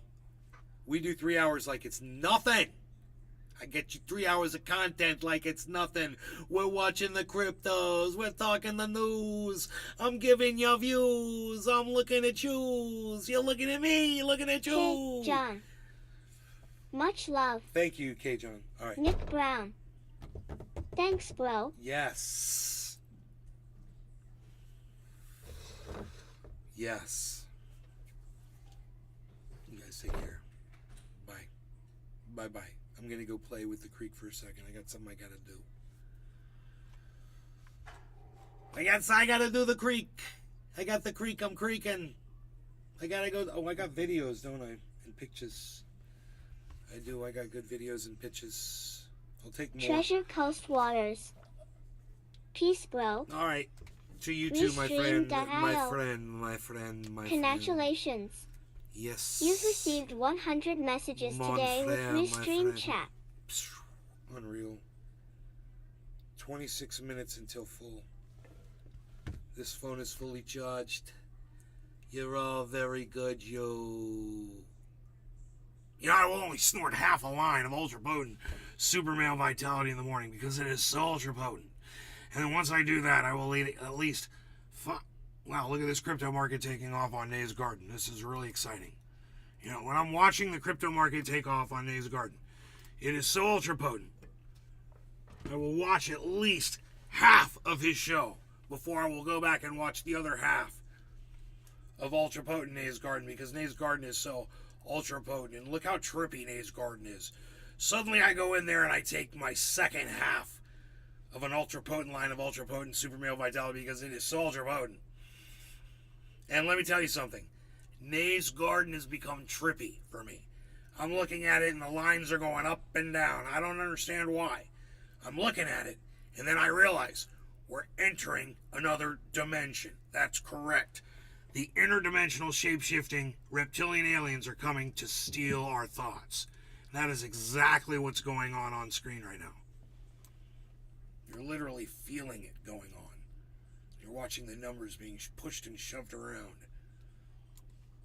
Nothing going on there either. All right, you guys are great. Love y'all. Hope you laughed. I hope you laughed. I hope you had fun. I hope you considered some stuff that I talked about. And if you want to really support me more, guys, it's super easy. Just come to Twitter, man, and follow @NaceGarden over there. It's all I ask y'all to do. Come over. It's all free. I'm giving you content all day. Free app, free more content for you. I'll go down to my creek and do some stuff down there, and I'll post on that Twitter feed for you. You know. So come on, guys. Take care. Love y'all. Peace. Bye. But look at the market. The market's going up. What, are you going to end the show? The market is it's exploding again. Look at the Bitcoins. 22.98. Is it going to go 22.100? It's like watching a freaking horse race over here. I don't know which one to put my money on. Oh! I have to go turn the fans on in this house. We had Stanley Steamer here. Treasure Coast Waters. To dry all the carpets. Peace, LOL. I can't believe Steven they running. didn't turn on the overhead fans. Hashtag keep it open. You guys take care. Yes, hashtag keep it open. 3 hours. All right, you guys. Bye now. I'll keep my eye on the market so you don't have to. Remember that.